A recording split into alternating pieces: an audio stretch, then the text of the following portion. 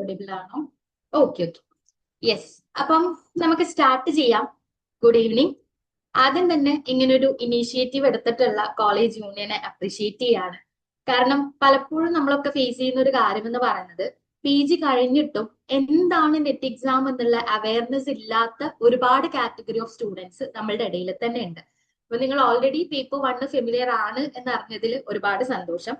ഇത് ഒരു എന്താ പറയാ, ഒരു വൺ സൈഡ് കമ്മ്യൂണിക്കേഷൻ അല്ലെങ്കിൽ വൺ വേ കമ്മ്യൂണിക്കേഷൻ ആയിരിക്കില്ല. എന്താണ്, നമ്മൾ ഇന്ററാക്ട് ചെയ്തിട്ടായിരിക്കും കംപ്ലീറ്റ് ത്രൂ ഔട്ട് ഈ ഒരു സെഷൻ പോകുന്നുണ്ടാവുക. ആദ്യത്തെ ഒരു സെഷൻ എന്നുള്ള നിലക്ക് തന്നെ നിങ്ങളുടെ കൺഫ്യൂഷൻസ് കാര്യങ്ങളൊക്കെ തിരിച്ചറിയാം, അതിന് സൊല്യൂഷൻസ് തരിക. അതുപോലെ തന്നെ ഫെർദർ സെഷൻസ് ആവശ്യമുണ്ടെങ്കിൽ നമുക്ക് എങ്ങനെ ഇത് കണ്ടക്ട് ചെയ്യാം എന്നുള്ള കാര്യങ്ങളൊക്കെ ആയിരിക്കും നമ്മൾ ഡിസ്കസ് ചെയ്യുന്നുണ്ടാവുക.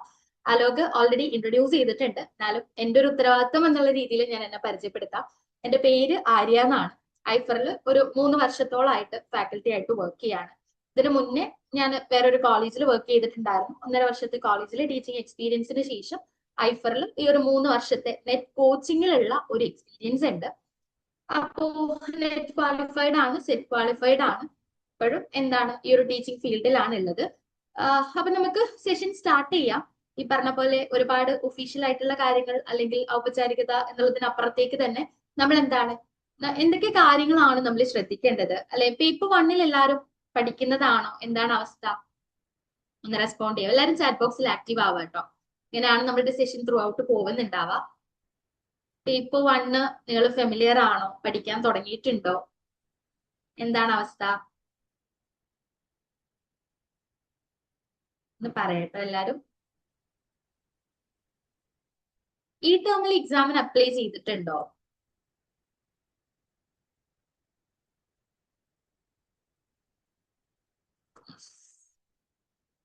ഓ, അപ്ലൈ ചെയ്തവരുണ്ട്, അപ്ലൈ ചെയ്യാത്തവരുണ്ട്. എന്തായാലും ജൂൺ ടേമിലേക്ക് നിങ്ങൾ ഫോക്കസ് ചെയ്ത് പഠിക്കുന്നുണ്ടാവും അല്ലെ? ഓക്കെ. അപ്പൊ എന്താണെങ്കിലും നമ്മളുടെ ഇന്നത്തെ പ്രധാനപ്പെട്ട ഉദ്ദേശം എന്താണ് ഈ ഒരു നെറ്റ് എക്സാം എന്ന് നിങ്ങളെ പരിചയപ്പെടുത്തുക. അതില് മാസ് കമ്മ്യൂണിക്കേഷന്റെ UGC നെറ്റ് എക്സാമിലുള്ള ഒരു ഇമ്പോർട്ടൻസിനെ കുറിച്ചും സാധ്യതയെ കുറിച്ചും നിങ്ങൾക്ക് മനസ്സിലാക്കുന്നതാണ്. ഇതില് എത്ര പേർക്ക് ഈ ഒരു UGC നെറ്റ് എക്സാം ക്വാളിഫൈ ചെയ്തതിന് ശേഷമുള്ള കാര്യങ്ങളെ കുറിച്ച് അവെയർ ആണ്? നിങ്ങൾ എത്ര പേര് അവെയർ ആണ്? അവെയർ ആണെങ്കിൽ ഒന്ന് യെസ് അല്ലെങ്കിൽ നോ ഒന്ന് ചാറ്റ് ബോക്സിൽ പറയാൻ വേണ്ടിയിട്ട് പറ്റും. വേറൊന്നുമല്ല, ടീച്ചിങ് എന്നുള്ള ഒരു സംഭവത്തിനപ്പുറത്തേക്ക് അല്ലെങ്കിൽ റിസർച്ച് എന്നുള്ള ഒരു സാധ്യതക്കപ്പുറത്തേക്ക് നമ്മുടെ മാസ് കമ്മ്യൂണിക്കേഷൻ ആൻഡ് ജേർണലിസം സ്റ്റുഡൻസിന് ഒരുപാട് സ്കോപ്പ് ഉണ്ട് എന്നുള്ളത് നിങ്ങൾ ആദ്യം മനസ്സിലാക്കണം. അതായത് പലർക്കും എനിക്ക് നെറ്റ് എഴുതി കഴിഞ്ഞിട്ട് ടീച്ചിങ്ങിലേക്ക് താല്പര്യമില്ല അല്ലെങ്കിൽ റിസർച്ചിലേക്ക് താല്പര്യമില്ല എന്ന് പറഞ്ഞിട്ട് തീരെ ഈ ഒരു നെറ്റ് എക്സാമിന് അപ്രോച്ച് ചെയ്യാതെ പോകുന്ന ഒരുപാട് കാറ്റഗറി ഓഫ് സ്റ്റുഡൻസ് ഉണ്ടാവും. പക്ഷെ ഈ ഒരു നെറ്റ് എന്ന് പറയുന്നത് റിസർച്ച് അതുപോലെ തന്നെ ടീച്ചിങ് അതിന്റെ അപ്പുറത്തേക്ക് നമുക്ക് തരുന്ന കുറച്ച് സാധ്യതകളുണ്ട്. നിങ്ങൾ പബ്ലിക് സെക്ടർ അണ്ടർടേക്കിങ്സ് എന്ന് കേട്ടിട്ടുണ്ടാവും അല്ലെ? PSUs എന്ന് നമ്മൾ പറയും. ONGC പോലുള്ള സ്ഥാപനങ്ങളില് നമ്മുടെ ഒരു പബ്ലിക് സെക്ടർ അണ്ടർടേക്കിംഗ് ആണ് ONGC എന്ന് പറയുന്നത്. Oil and natural gas corporation ആണ്. അവിടെ PRO പോസ്റ്റിലേക്ക് എടുക്കുന്ന സമയത്ത് അവര് ഒരു അടിസ്ഥാന യോഗ്യതയായിട്ട് പറയുന്നത് UGC നെറ്റ് എക്സാമില് ഏറ്റവും ലേറ്റസ്റ്റ് ആയിട്ടുള്ള എക്സാമിൽ ക്വാളിഫൈഡ് ആയിരിക്കുക എന്നുള്ളതാണ്. അപ്പൊ ഞാൻ പറഞ്ഞു വന്നത് നമ്മൾ ടീച്ചിങ് അല്ലെങ്കിൽ റിസർച്ച് ഇതിനപ്പുറത്തേക്ക് ഈ ഒരു എക്സാമിന് സാധ്യതയുണ്ട് എന്നുള്ളൊരു കാര്യമാണ്. അത് നിങ്ങൾ എല്ലാവരും മനസ്സിലാക്കേണ്ട ഒരു കാര്യം കൂടിയാണ്. കാരണം എസ്പെഷ്യലി നമ്മളുടെ ഈ ഒരു ടോപ്പിക്കിലേക്ക് വരുന്ന സമയത്ത് നമുക്ക് എന്താണ് ഇത്തരത്തില് ബാക്കി എന്തൊക്കെ സാധ്യതകളും കൂടി ഇതിനുണ്ട് എന്നുള്ളത് അറിഞ്ഞിരിക്കുക ഇമ്പോർട്ടന്റ് ആണ്. ആൻഡ് ഇത് നേടിയെടുക്കുക എന്നുള്ളത് ഭയങ്കര എഫേർട്ട് ഇടേണ്ട ഒരു കാര്യം എന്നല്ല. നമ്മളുടെ എന്താ പറയുക, ഒരു കൺസിസ്റ്റന്റ് ആയിട്ടുള്ള എഫേർട്ട് നമുക്ക് ഉണ്ടെങ്കിൽ ഇത് ഈസി ആയിട്ട് ക്രാക്ക് ചെയ്യാൻ പറ്റും എന്നുള്ളതും വേറൊരു വാസ്തവമാണ്. അപ്പം എത്രത്തോളം ആൾക്കാര് ഇത് നേടണമെന്ന് ആത്മാർത്ഥമായിട്ട് ആഗ്രഹിക്കുന്നുണ്ട്, അതൊന്ന് ജസ്റ്റ് ചാറ്റ് ബോക്സിൽ പറയാം. നിങ്ങൾ ഈ ഒരു UGC നെറ്റ് ക്വാളിഫൈ ചെയ്യുക എന്നുള്ളത് എത്രത്തോളം ഡെഡിക്കേറ്റഡ് ആയിട്ട് അല്ലെങ്കിൽ എത്രത്തോളം ആത്മാർത്ഥമായിട്ട് ആഗ്രഹിക്കുന്നുണ്ട്? ജസ്റ്റ് മീ എന്നുള്ളത് പറഞ്ഞാലും മതി കേട്ടോ. നമുക്ക് അതിനനുസരിച്ച് സെഷൻ അതിന്റെ ഡയറക്ഷൻ കൊണ്ടുപോവാമെന്നുള്ളത് കൊണ്ടാണ് കേട്ടോ ഇങ്ങനെ ഒരുപാട് ചോദ്യങ്ങൾ ചോദിക്കുന്നത്. യെസ്, അതെ, എല്ലാവരും ഒന്ന് ആക്റ്റീവ് ആവുക കേട്ടോ. ഓൾമോസ്റ്റ് എല്ലാവരും ഇത് നേടണം എന്നുള്ളത് ആഗ്രഹിക്കുന്നുണ്ടാവും. പക്ഷെ പലപ്പോഴും എങ്ങനെ ഇത് പഠിക്കണം എന്നുള്ളതിനെ കുറിച്ച് അറിയില്ല എന്നുള്ളൊരു കൺഫ്യൂഷൻ ആയിരിക്കും നമുക്ക് ഉണ്ടാവുക. നിങ്ങൾ ഇപ്പൊ പഠിച്ചുകൊണ്ടിരിക്കുന്നത് PG ആണ്. അപ്പൊ ഒരു യൂണിവേഴ്സിറ്റി തലത്തിലുള്ള ഒരു എക്സാം അപ്രോച്ച് ചെയ്യുന്നതും അതുപോലെ തന്നെ UGC നെറ്റ് എക്സാമും തമ്മിൽ ഡിഫറൻസ് ഉണ്ട് അല്ലെ. യൂണിവേഴ്സിറ്റിയിൽ നമ്മളൊരു പേപ്പർ എഴുതാൻ വേണ്ടിയിട്ട് പഠിക്കുന്ന സമയത്ത് വളരെ ഡീറ്റെയിൽഡ് ആയിട്ട് ഇൻഡെപ്ത് ആയിട്ട് നമ്മൾ എന്ത് ചെയ്യാണ്, ഒരു essay കാര്യങ്ങളൊക്കെ എഴുതാൻ വേണ്ടിയിട്ടാണ് നമ്മൾ എന്ത് ചെയ്യുക, പഠിക്കുന്നുണ്ടാവും.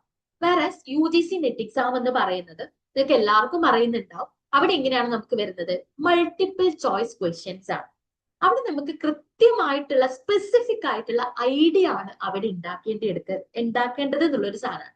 അപ്പൊ നിങ്ങൾ PG പഠിക്കുന്ന പല സംഗതികളും പല ഏരിയാസും UGC നെറ്റ് എക്സാമിലും വരും.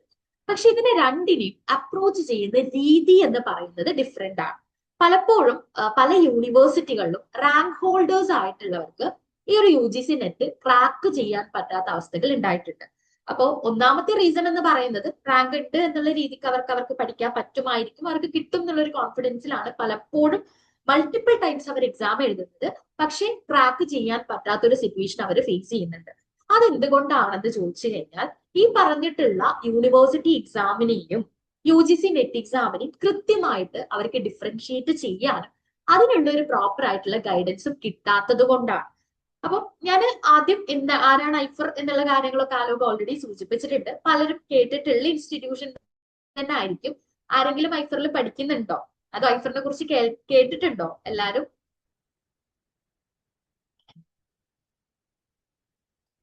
യെസ്, നിങ്ങൾ കേട്ടിട്ടുണ്ടാവും ഞാൻ വിചാരിക്കുകയാണ്. നമ്മുടെ ഇന്നത്തെ പ്രധാനപ്പെട്ട അജണ്ട എന്ന് പറയുന്നത് ആദ്യം ഞാൻ ഐഫറിനെ ഒന്ന് പരിചയപ്പെടുത്തും, കാരണം ഞാൻ ഐഫറിനെ റെപ്രസെന്റ് ചെയ്തിട്ടാണ് നിങ്ങൾക്ക് സെഷൻ എടുക്കാൻ വേണ്ടിയിട്ട് പോകുന്നത്.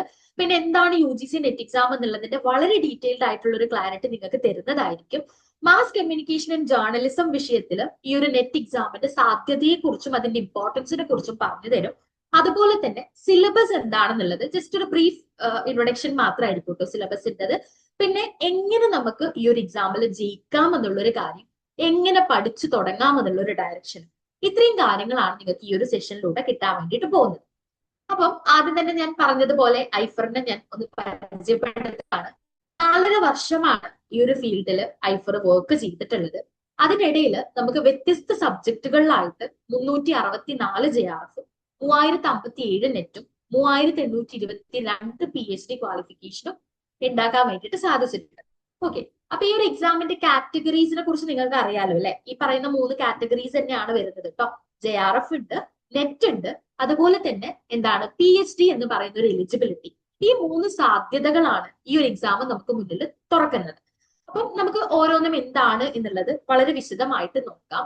അപ്പൊ UGC നെറ്റ് എക്സാം എന്ന് പറയുന്നത് കണ്ടക്ട് ചെയ്യുന്നത് NTA ആണ്, നാഷണൽ ടെസ്റ്റിംഗ് ഏജൻസി ആണ്. അതുപോലെ തന്നെ ഇതൊരു നാഷണൽ ലെവലിലുള്ള എലിജിബിലിറ്റി ടെസ്റ്റ് ആണ്. ഓക്കെ, നാഷണൽ എലിജിബിലിറ്റി ടെസ്റ്റ് എന്നുള്ളത് തന്നെയാണ് നെറ്റിന്റെ ഫുൾ ഫോം വരുന്നത് അല്ലെ. അതുകൊണ്ട് തന്നെ നിങ്ങളുടെ ഒരു സബ്ജക്റ്റില് നാഷണൽ ലെവലില് നിങ്ങൾക്ക് അച്ചീവ് ചെയ്യാൻ പറ്റുന്ന ഏറ്റവും മാക്സിമം ക്വാളിഫിക്കേഷൻ എന്ന് പറയുന്നത് UGC നെറ്റ്, അതിന്റെ കൂടെ JRF എന്നുള്ളൊരു സംഗതിയാണ്. അപ്പൊ നിങ്ങളുടെ സബ്ജക്റ്റില് നാഷണൽ ലെവലില് നിങ്ങൾ അത്രയും റെപ്യൂട്ടഡ് ആയിട്ടുള്ള ഒരു ക്വാളിഫിക്കേഷൻ ആണ് ഈ ഒരു എക്സാം ക്വാളിഫൈ ചെയ്യുന്നതോടുകൂടിയിട്ട് നേടാൻ വേണ്ടിയിട്ട് പോകുന്നത്, JRF എന്ന് പറയുന്ന ക്വാളിഫിക്കേഷൻ. ആൻഡ് ഈ ഒരു JRFന്റെ ബെനിഫിറ്റിനെ കുറിച്ച് നിങ്ങൾക്ക് അറിയോ? ഒന്ന് ജൂനിയർ റിസർച്ച് ഫെലോഷിപ്പ് ആണ്. അപ്പൊ ആ ഒരു ഫെലോഷിപ്പിനെ കുറിച്ചും ഫെലോഷിപ്പ് എമൗണ്ടിനെ കുറിച്ചും ധാരണയുണ്ടോ? എത്രയാണ് നമുക്ക് എമൗണ്ട് കിട്ടുക, അതെങ്ങനെയൊക്കെയാണ് കിട്ടുക, അത് ശരിക്കും കിട്ടുമോ, ഇങ്ങനെയുള്ള കാര്യങ്ങളെ കുറിച്ചൊക്കെ ഐഡിയാസ് ഉണ്ടോ? എന്താണ് അവസ്ഥ? നിങ്ങൾ മാക്സിമം ചാറ്റ് ബോക്സിൽ പറയട്ടോ. ഇതൊക്കെ പറഞ്ഞ് പഠിക്കാം എന്നുള്ളതാണ്, കാര്യങ്ങളൊക്കെ മനസ്സിലാക്കി സാധ്യത മനസ്സിലാക്കി നിങ്ങൾ എക്സാമിനെ അപ്രോച്ച് ചെയ്യുക എന്നുള്ളൊരു കാര്യമാണ്. ഓക്കെ, ഞാൻ ആദ്യം ഏതൊക്കെ കാറ്റഗറി ആണല്ലേ എന്ന് പറയാം. ഞാൻ നേരത്തെ പറഞ്ഞതുപോലെ തന്നെ നമുക്ക് ആദ്യത്തെ ഒരു കാറ്റഗറി എന്ന് പറയുന്നത് JRF ആൻഡ് അസിസ്റ്റന്റ് പ്രൊഫസർ എന്നുള്ളതാണ്. JRF എന്ന് പറഞ്ഞു കഴിഞ്ഞാൽ ജൂനിയർ റിസർച്ച് ഫെലോഷിപ്പ് ആണ്. നമുക്ക് ഫെലോഷിപ്പ് കിട്ടും, അതുപോലെ തന്നെ അസിസ്റ്റന്റ് പ്രൊഫസർ ആവാനുള്ളൊരു ക്വാളിഫിക്കേഷൻ പ്ലസ് PhD അഡ്മിഷൻ ഉള്ള സാധ്യത. ഇത് മൂന്നുമാണ് നമ്മൾ കാറ്റഗറി 1 ക്വാളിഫൈ ചെയ്താൽ നമുക്ക് കിട്ടാൻ വേണ്ടിയിട്ട് പോകുന്നത്. ആ ഒരു ഫെലോഷിപ്പ് എന്താണെന്നുള്ളതും എത്ര നാളെ നമുക്ക് ഇത് കിട്ടുമെന്നുള്ളതും PhDയുടെ ഒരു ലൈഫ് എങ്ങനെയായിരിക്കും എന്നുള്ളത് ഞാൻ പറഞ്ഞു തരാം. ആദ്യം പറഞ്ഞത് category 1 JRF assistant professor plus PhD admission എന്നുള്ളൊരു എലിജിബിലിറ്റി ആണ്. ആൻഡ് കാറ്റഗറി 2 എന്ന് പറയുന്നത് അസിസ്റ്റന്റ് പ്രൊഫസർ വിത്ത് PhD എന്നുള്ള ഒരു ക്വാളിഫിക്കേഷൻ ആണ്. അതായത് അവിടെ നമുക്ക് JRF എന്ന് പറയുന്ന ആ ഒരു എമൗണ്ട് ഫെലോഷിപ്പ് കിട്ടില്ല, ബട്ട് അസിസ്റ്റന്റ് പ്രൊഫസർ ആവാനും PhD എലിജിബിലിറ്റിക്കും ഉള്ള ഒരു ക്വാളിഫിക്കേഷൻ ആണ് കിട്ടുന്നത്. പിന്നെ നമുക്ക് PhD ഓൺലി എന്ന് പറഞ്ഞിട്ട് അല്ലെങ്കിൽ അഡ്മിഷൻ ടു PhD എന്ന് പറയുന്ന ഒരു തേർഡ് കാറ്റഗറി വരുന്നുണ്ട്. അവിടെ നമുക്ക് ഫെലോഷിപ്പ് ഉണ്ടാവില്ല, അസിസ്റ്റന്റ് പ്രൊഫസർഷിപ്പിനുള്ള ഒരു സാധ്യതയില്ല. പക്ഷെ എന്താണ്, PhD എലിജിബിലിറ്റിക്കുള്ള ഒരു എന്താ പറയാ ക്വാളിഫിക്കേഷൻ ആണ് നമുക്ക് അവിടെ കിട്ടുന്നതെന്നുള്ളതാണ്. അപ്പൊ ഇവിടെ നിങ്ങൾക്ക് തോന്നുന്നുണ്ടാവും ഇത് മൂന്ന് എക്സാം ആണെന്നുള്ളത്. കാറ്റഗറി 1, കാറ്റഗറി 2, കാറ്റഗറി 3 എന്ന് പറയുന്നത്. ഇത് മൂന്ന് എക്സാം അല്ല എന്നുള്ളത് ആദ്യം മനസ്സിലാക്കാം.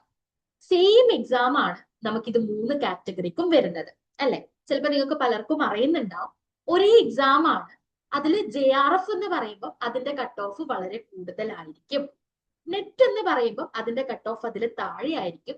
PhD അഡ്മിഷൻ എന്ന് പറയുമ്പോൾ കുറച്ചും കൂടെ ആൾക്കാർ ആ ഒരു എലിജിബിലിറ്റിക്ക് എന്താണ് ക്വാളിഫൈഡ് ആവുന്ന ഒരു സംഗതിയാണ് മൂന്നാമത്തെ കാറ്റഗറി എന്ന് പറയുന്നത്. അവിടെ നമുക്ക് എന്താണ് കമ്പാരിറ്റീവ്ലി JRFനെയും നെറ്റിനെയും അപേക്ഷിച്ച് നോക്കുമ്പോൾ നമുക്ക് എന്താണ് ചെറിയൊരു മാർക്ക് മതി നമുക്ക് PhD എലിജിബിലിറ്റി കിട്ടാൻ വേണ്ടിയിട്ട്. അപ്പം JRF എന്ന് പറയുന്നത് നിങ്ങൾ കേട്ടിട്ടുണ്ടാവും അല്ലെ. എന്താണ് നാഷണൽ ലെവലില് എത്ര പെർസെന്റേജിനാണ് JRF കിട്ടുന്നത് എന്നുള്ളത് അറിയോ? എത്ര പെർസെന്റേജിനാണ് JRF കിട്ടുന്നത് എന്നുള്ളത് അറിയോ? മാസ് കമ്മ്യൂണിക്കേഷനിൽ ലാസ്റ്റ് ടേമിലെ എക്സാം ഒക്കെ വെച്ച് നോക്കുകയാണെങ്കിൽ 5000-നടുത്താണ് കുട്ടികൾ എക്സാം എഴുതുന്നത്. ഓക്കെ, UGC നെറ്റ് എക്സാമിനെ അപ്രോച്ച് ചെയ്യുന്നത്. ആൻഡ് ഇത്തവണ നിങ്ങൾക്ക് അറിയാം നമ്മുടെ 4 ഇയർ ഡിഗ്രിയും കൂടെ റിസൾട്ട് വന്ന അല്ലെങ്കിൽ അവരുടെ ഒരു 8th സെമസ്റ്ററിലും അവർക്ക് എന്ത് ചെയ്യാം, UGC നെറ്റ് എക്സാം എഴുതാൻ വേണ്ടിയിട്ട് പറ്റും. ഓരോ വർഷത്തിലും നമ്മളുടെ എക്സാം അപ്രോച്ച് ചെയ്യുന്ന ആൾക്കാരുടെ എണ്ണം നല്ല തോതിൽ വർദ്ധിക്കുന്നുണ്ട്. അപ്പൊ അതുകൊണ്ട് തന്നെ നമുക്ക് എന്താണ് ഈ പറഞ്ഞിട്ടുള്ള 4 ഇയർ ഡിഗ്രി 8th സെമസ്റ്ററിൽ സ്റ്റുഡൻസിനും അപ്ലൈ ചെയ്യാമെന്നുള്ളത് കൊണ്ട് ഈ 5000 എന്നുള്ള നമ്പർ ഇനിയും ഇൻക്രീസ് ആവാൻ വേണ്ടിയിട്ടാണ് പോകുന്നത്. അപ്പൊ ഞാൻ പറഞ്ഞു വന്നത് നമ്മളുടെ JRF എന്ന് പറയുന്ന ഒരു ക്വാളിഫിക്കേഷൻ നാഷണൽ ലെവലിൽ തന്നെ 1% മാത്രമാണ് ക്വാളിഫൈ ചെയ്യാൻ വേണ്ടിയിട്ട് പറ്റുന്നത്.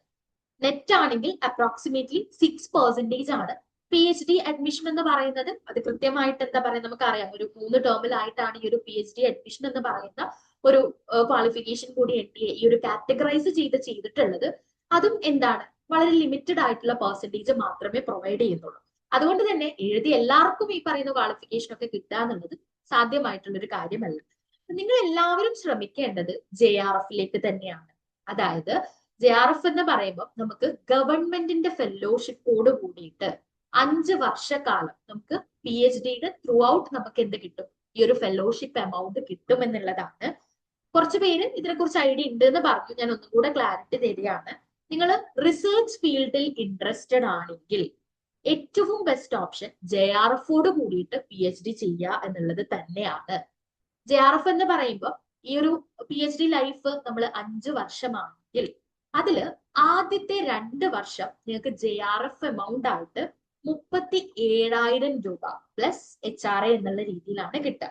അതായത് PhD ചെയ്യുമ്പോഴുള്ള കേസാണ് കേട്ടോ. PhD ചെയ്യുന്ന സമയത്ത് 37,000 രൂപ മന്ത്ലി സ്റ്റൈപ്പൻഡ് ആണ് നമുക്ക് ഗവൺമെന്റ് പ്രൊവൈഡ് ചെയ്യുന്നത്. അത് ആദ്യത്തെ 2 വർഷം. 2 വർഷം കഴിഞ്ഞാൽ നമ്മൾ JRF എന്നുള്ളത് മാറിയിട്ട് ജൂനിയർ റിസർച്ച് ഫെല്ലോ എന്നുള്ളത് മാറിയിട്ട് നമ്മൾ എന്താവും, സീനിയർ റിസർച്ച് ഫെല്ലോ ആവും. SRF എന്ന് പറയുന്ന ഒരു പോസ്റ്റിലേക്കാണ് നമ്മൾ പോവാം. ആ സമയത്ത് നമുക്ക് മന്ത്ലി കിട്ടുന്നത് 42,000 പ്ലസ് HRA എന്നുള്ള രീതിയിലാണ്. അപ്പൊ ഒന്ന് ആലോചിച്ച് നോക്കുക, ഈ പറഞ്ഞിട്ടുള്ള പ്രതിമാസം 2 വർഷം 37,000 രൂപ, അതുപോലെ തന്നെ 42,000 എന്ന് പറയുന്നത് പിന്നീടുള്ള കാലയളവില്, അത് ചിലപ്പോൾ 5 വർഷം ആവണമെന്ന് നിർബന്ധമില്ല. നിങ്ങളുടെ PhD ലൈഫ് എപ്പോഴാണോ തീരുന്നത് അതുവരെയുള്ള ആ ഒരു ബാക്കി പീരീഡില് നമുക്ക് മന്ത്ലി കിട്ടാൻ പോകുന്നത് 42,000 രൂപയാണ്. അപ്പൊ ഞാനിത് പൈസ പറഞ്ഞതൊരു കൊമേഴ്ഷ്യൽ ആക്കുക എന്നുള്ളതല്ല കേട്ടോ ഉദ്ദേശിക്കുന്നത്. പറഞ്ഞു വരുന്നത് ഈ ഒരു എക്സാം അല്ലെങ്കിൽ റിസർച്ചിൽ ഇൻട്രസ്റ്റഡ് ആയിട്ടുള്ള ആളുകളെ സപ്പോർട്ട് ചെയ്യാൻ വേണ്ടിയിട്ടാണ് മെയിൻലി കണ്ടക്ട് ചെയ്യുന്നത് എന്നുള്ളൊരു ധാരണ തരാൻ വേണ്ടിയിട്ടാണ്. നിങ്ങൾ എത്ര പേര് ഈ ഒരു PG കഴിഞ്ഞതിന് ശേഷം റിസർച്ചിലേക്ക് ഇറങ്ങണം എന്ന് താല്പര്യപ്പെടുന്നുണ്ട്? ഒന്ന് ചാറ്റ് ബോക്സിൽ പറയോ. എത്രത്തോളം ആളുകൾ PhD ചെയ്യാൻ താല്പര്യപ്പെടുന്നുണ്ട് എന്നുള്ളത്.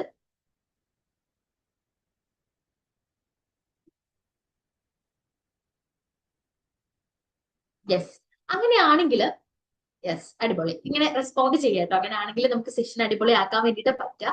അങ്ങനെയാണെങ്കിൽ നിങ്ങൾ ഇപ്പൊ തന്നെ ഈ പറഞ്ഞതുപോലെ എക്സാമിന് വേണ്ടിയിട്ട് ട്രൈ ചെയ്യുക എന്നുള്ളതാണ്. ഭയങ്കര ടഫായിട്ടുള്ള ഒരു കാര്യമൊന്നുമല്ല മാസ് കമ്മ്യൂണിക്കേഷനിൽ ഈ ഒരു JRF ക്വാളിഫൈ ചെയ്യാന്ന് പറയുന്നത്. ഈസി ആയിട്ടുള്ള ഒരു കാര്യമാണ്. അപ്പൊ അതിലേക്ക് നിങ്ങൾ എഫേർട്ട് ഇട്ട് തുടങ്ങാം. നിങ്ങളുടെ ലക്ഷ്യം ഈ പറഞ്ഞിട്ടുള്ള പോലെ PhD ആണ്, റിസർച്ച് ആണ് എന്നുണ്ടെങ്കിൽ നിങ്ങൾ എന്താണെങ്കിലും ഈ ഒരു കാറ്റഗറി 1 ക്വാളിഫൈ ചെയ്യാന്നുള്ളത് വളരെ ഇമ്പോർട്ടന്റ് ആണ്. ഒന്ന് ആലോചിച്ചാൽ മതി, 10 ലക്ഷത്തിനടുത്ത് വരുന്ന ഗവൺമെന്റ് എമൗണ്ടിൽ നമ്മൾ എന്ത് ചെയ്യാണ്, നമുക്ക് ഇഷ്ടമുള്ള കാര്യമാണ് ചെയ്യാൻ വേണ്ടിയിട്ട് പോകുന്നത്. അപ്പൊ അതിന് വേണ്ടിയിട്ട് എല്ലാവരും നല്ല രീതിയിൽ പ്രിപ്പയർ ചെയ്യാന്നുള്ളത് വളരെ ഇമ്പോർട്ടന്റ് ആണ്. ആൻഡ് മാസ് കമ്മ്യൂണിക്കേഷനിലേക്ക് വരുന്ന സമയത്ത് നമ്മുടെ മൊഡ്യൂളുകളാണ് കേട്ടോ ഞാൻ ജസ്റ്റ് ഇവിടെ കൊടുത്തിട്ടുള്ളത്. ഇതിൽ ഏതെങ്കിലും മൊഡ്യൂള് നിങ്ങൾക്ക് ഫെമിലിയർ അല്ലാത്തതുണ്ടോ? ആദ്യത്തേത് introduction to journalism and mass communication. അടുത്തത് communication for development and social change ആണ്, ഒരു DC എന്ന് പറയൂലെ, ഡെവലപ്മെന്റ് കമ്മ്യൂണിക്കേഷൻ. പിന്നെ വരുന്നത് റിപ്പോർട്ടിംഗ് ആൻഡ് എഡിറ്റിംഗ് ആണ്. Advertising and marketing communication, public relations and corporate communication, media laws and ethics, media management and production, ICT and media, film and visual communication, communication research. ഇതാണ് നമ്മുടെ paper 2 വരുന്ന 10 മൊഡ്യൂളുകൾ എന്ന് പറയുന്നത്. Paper 1 നമ്മുടെ aptitude ആണ് test ചെയ്യുന്നത് അല്ലെ. അവിടെ നമുക്ക് logical reasoning, mathematical reasoning, research aptitude, teaching aptitude, communication പോലുള്ള ഒരുപാട് ടോപ്പിക്കുകൾ വരുന്നുണ്ട്.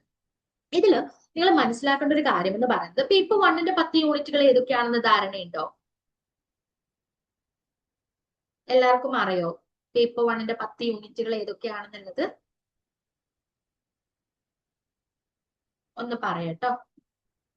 നമുക്കുള്ളൊരു അഡ്വാൻറ്റേജും കൂടെ ഞാനിവിടെ പറയാണ്. പേപ്പർ 1 നമുക്ക് വരുന്ന ICT അല്ലെ, ഇൻഫർമേഷൻ ആൻഡ് കമ്മ്യൂണിക്കേഷൻ ടെക്നോളജി, അതുപോലെ തന്നെ റിസർച്ച് ആപ്റ്റിറ്റ്യൂഡ്, പിന്നെ നമുക്ക് വരുന്ന മാസ് കമ്മ്യൂണിക്കേഷന്റെ ഒരു ബേസിക് സാധനങ്ങൾ കൂടെ വരുന്നുണ്ട്. ഇത്രയും ഭാഗങ്ങൾ നമുക്ക് ഒരുമിച്ച് പഠിക്കാമെന്നുള്ളത് മാസ് കമ്മ്യൂണിക്കേഷൻ സ്റ്റുഡൻസിനെ സംബന്ധിച്ചിടത്തോളം ഏറ്റവും വലിയ അഡ്വാൻറ്റേജ് ആണ്.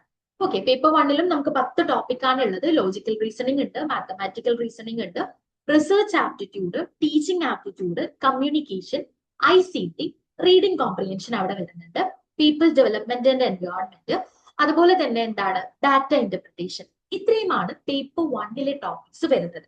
ഞാൻ പറഞ്ഞു വന്നത് നമുക്ക് പേപ്പർ 1 പേപ്പർ 2 കോമൺ ആയിട്ടുള്ള കുറച്ച് ടോപ്പിക്കുകൾ വരുന്നുണ്ട്. അതിന്റെ ഏറ്റവും ഗുണം എന്താന്ന് വെച്ച് കഴിഞ്ഞാൽ ഈ ടോപ്പിക്കുകൾ നമുക്ക് എന്ത് ചെയ്യാം, പേപ്പർ 1 പേപ്പർ 2 ഒരുമിച്ച് പഠിക്കാം എന്നുള്ളൊരു സംഗതി ഉണ്ട്. ഇത് എല്ലാ സബ്ജക്റ്റിനും കിട്ടുന്ന ഒരു കാര്യമല്ല. കമ്മ്യൂണിക്കേഷൻ റിസർച്ച് എന്ന് പറയുന്ന ഒരു ഏരിയ, അത് പേപ്പർ 1 എന്താണോ റിസർച്ച് ആപ്റ്റിറ്റ്യൂഡിൽ പഠിക്കാനുള്ളത്, എനിക്ക് തോന്നുന്നു അതിനേക്കാൾ ഒന്നും കൂടെ സിംപ്ലിഫൈഡ് ആയിട്ടാണ്, അല്ലെങ്കിൽ ചെറിയ ലെവലിലാണ് നമുക്ക് കമ്മ്യൂണിക്കേഷൻ റിസർച്ചിൽ പഠിക്കാനുള്ളത്. അപ്പൊ എന്ത് ചെയ്താൽ മതി, രണ്ടും കൂടി നിങ്ങൾക്ക് ഒരുമിച്ച് പഠിച്ചു തീർക്കാൻ വേണ്ടിയിട്ട് പറ്റും. അപ്പം ടോട്ടല് ബാക്കി എല്ലാ സബ്ജക്ട്സിനും 20 മൊഡ്യൂൾ ഉണ്ട് എന്ന് പറയുന്ന സമയത്ത് നമുക്ക് അതിനൊരു 17 മൊഡ്യൂളായിട്ട് ചുരുക്കാൻ വേണ്ടിയിട്ട് പറ്റും. കാരണം ICT ആണെങ്കിലും റിസർച്ച് ആണെങ്കിലും കമ്മ്യൂണിക്കേഷൻ കംപ്ലീറ്റ്ലി അല്ലെങ്കിൽ പോലും കമ്മ്യൂണിക്കേഷന്റെ ബേസിക്സ് ആയിട്ടുള്ള കാര്യങ്ങൾ അല്ലെ, types of communication, barriers of communication, ഇതൊക്കെയാണ് ഇതുവരെ നമ്മളോട് എക്സാമിന് ചോദിച്ചിരുന്നത് നമ്മുടെ കമ്മ്യൂണിക്കേഷൻ എന്ന് പറയുന്ന പേപ്പർ 1 ടോപ്പിക്കിൽ. എന്നാൽ ഇപ്പോഴത്തെ ഒരു പ്രത്യേകത എന്താണെന്ന് വെച്ച് കഴിഞ്ഞാല് പേപ്പർ 2 നമ്മൾ പഠിക്കുന്ന തിയറിസ്റ്റുകള്, അവരുടെ തിയറി, ഫിലിമുകള്, ഫിലിമിന്റെ ഡയറക്ടേഴ്സ്, ഇത്തരത്തിലുള്ള ചോദ്യങ്ങളാണ് കമ്മ്യൂണിക്കേഷനിലും നമുക്ക് വരുന്നത്. അതുകൊണ്ട് തന്നെ ആ ഒരു മൊഡ്യൂൾ നമ്മൾ നോക്കിയില്ലെങ്കിൽ പോലും നമുക്ക് എന്ത് ചെയ്യാൻ പറ്റും, സ്കോർ ചെയ്യാൻ പറ്റുന്ന രീതിയിലാണ് ക്വസ്റ്റ്യൻസ് വരുന്നത്. എല്ലാവരും പറയും ഇപ്പം മാസ് കമ്മ്യൂണിക്കേഷൻ ആണല്ലോ, അപ്പൊ കമ്മ്യൂണിക്കേഷൻ സെറ്റ് ആണല്ലോ അല്ലെ, സീൻ ഇല്ല എന്നുള്ള രീതിയിൽ പറയാറുണ്ട്. അതൊരു വാസ്തവം തന്നെയാണ്. കാരണം നമ്മൾ ഇവിടെ പഠിച്ചിട്ടുള്ള മാസ് കമ്മ്യൂണിക്കേഷനിൽ പഠിച്ചിട്ടുള്ള വളരെ ബേസിക് ആയിട്ടുള്ള തിയറീസ്, ഇപ്പൊ കൾട്ടിവേഷൻ തിയറി, ജോർജ് ഗാർഡനർ എന്നുള്ളതൊക്കെ നമുക്ക് എന്താണ് പേപ്പർ 1 കമ്മ്യൂണിക്കേഷനിൽ ചോദിക്കാറുണ്ട്. അതുപോലെ തന്നെ ഇപ്പൊ സത്യജിത് റേ ഫിലിംസ്, അതല്ലെങ്കിൽ ബാക്കിയുള്ള ഫിലിം ഡയറക്ടേഴ്സ്, അവരുടെ ഫിലിംസ്, ഇങ്ങനെയുള്ള വളരെ ബേസിക് ആയിട്ടുള്ള, ഇവൻ ഇന്ത്യയിലെ ആദ്യത്തെ കളർ സിനിമ ഏതാണ്, സൗണ്ട് സിനിമ ഏതാണ്, ഇങ്ങനെയുള്ള വളരെ ബേസിക് ആയിട്ടുള്ള കാര്യങ്ങളൊക്കെയാണ് കമ്മ്യൂണിക്കേഷനിൽ ചോദിക്കുന്നത്. നമ്മളെ സംബന്ധിച്ചിടത്തോളം നമ്മുടെ മുന്നിൽ 20 മൊഡ്യൂൾ എന്നുള്ളത് അതൊരു 17 ചുരുങ്ങാണ്. കമ്മ്യൂണിക്കേഷൻ നമുക്ക് പേപ്പർ 2 പഠിക്കുന്നതിലൂടെ തന്നെ ക്രാക്ക് ചെയ്യാൻ പറ്റുന്ന രീതിയിലാണ് ക്വസ്റ്റ്യൻസ് ചോദിക്കുന്നത്. ICT എന്ന് പറയുന്നത്, ICT നമുക്ക് പേപ്പർ 1 പഠിക്കാനുണ്ട്. പല ടെർമിനോളജീസും നമുക്ക് പേപ്പർ 1 തന്നെ വരുന്നുണ്ട്. എക്സ്ട്രാ ആയിട്ട് വരുന്നത് എന്താണെന്ന് ചോദിച്ചു കഴിഞ്ഞാൽ കുറച്ചും കൂടെ എന്താണ് മീഡിയ റിലേറ്റഡ് ആയിട്ട് എങ്ങനെയാണ് ഇൻഫർമേഷൻ ആൻഡ് കമ്മ്യൂണിക്കേഷൻ ടെക്നോളജിനെ അപ്ലൈ ചെയ്യാൻ പറ്റുക, ആ രീതിയിൽ നമുക്ക് പേപ്പർ 2 വരുന്നുണ്ട്. എന്നാലും നമ്മൾ എന്താണ് ഒരു 80% പേപ്പർ 1 പഠിക്കുന്ന അതേ കാര്യങ്ങളാണ് പേപ്പർ 2 അപ്ലൈ ചെയ്യാനുള്ളത് എന്നുള്ളതാണ്. റിസർച്ചിന്റെ കാര്യത്തിൽ വരികയാണെങ്കിൽ പേപ്പർ 1 കുറച്ച് നമുക്ക് കൂടുതൽ പഠിക്കാനുള്ളത്. ക്വസ്റ്റ്യൻ പേപ്പേഴ്സ് നോക്കാറുണ്ടോ? നിങ്ങൾ പഠിക്കുന്നവരാണ്, പഠിക്കാൻ തുടങ്ങിയിട്ടുണ്ടാവും എന്ന് ഞാൻ വിചാരിക്കുകയാണ്. UGC നെറ്റ് എക്സാമിന്റെ പ്രീവിയസ് ഇയർ ക്വസ്റ്റ്യൻ പേപ്പേഴ്സ് നോക്കിയിട്ടുണ്ടോ? ഒന്ന് പറയട്ടോ. നോക്കിയിട്ടുണ്ടോ UGC നെറ്റ് എക്സാമിന്റെ previous year question papers? Paper 1 paper 2 ആരെങ്കിലും?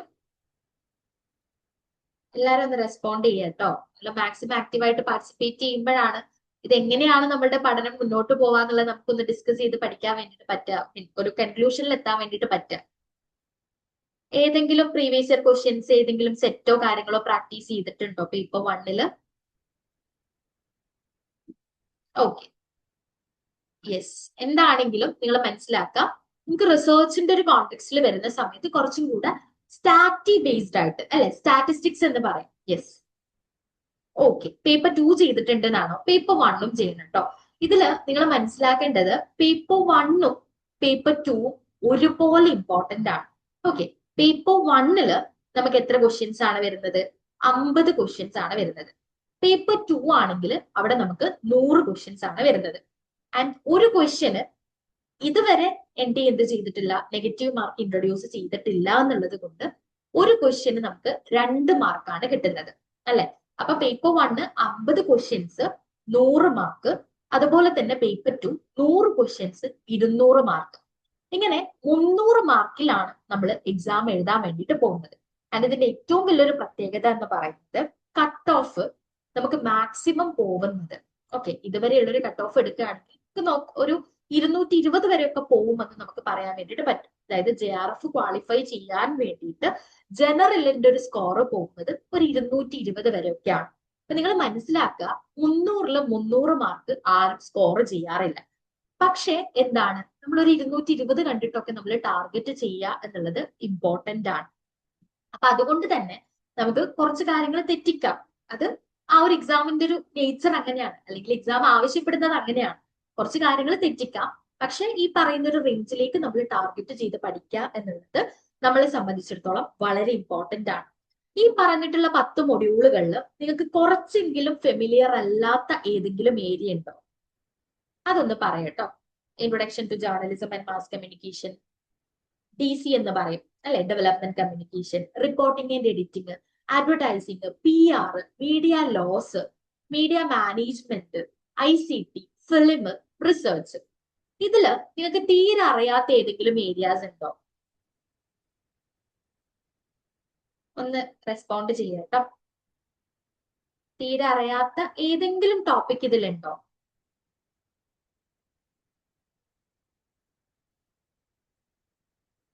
ഒന്ന് പറഞ്ഞാൽ നന്നായിരുന്നു. നിങ്ങൾ PG ഫസ്റ്റ് ഇയർ സ്റ്റുഡൻസും സെക്കൻഡ് ഇയർ സ്റ്റുഡൻസും ഒക്കെ ഉണ്ടോ? ഇപ്പൊ ഫസ്റ്റ് ഇയർ സ്റ്റുഡൻസ് ആണെങ്കിൽ ചിലപ്പോൾ എല്ലാ ഭാഗങ്ങളും കവർ ചെയ്തിട്ടുണ്ടാവില്ല.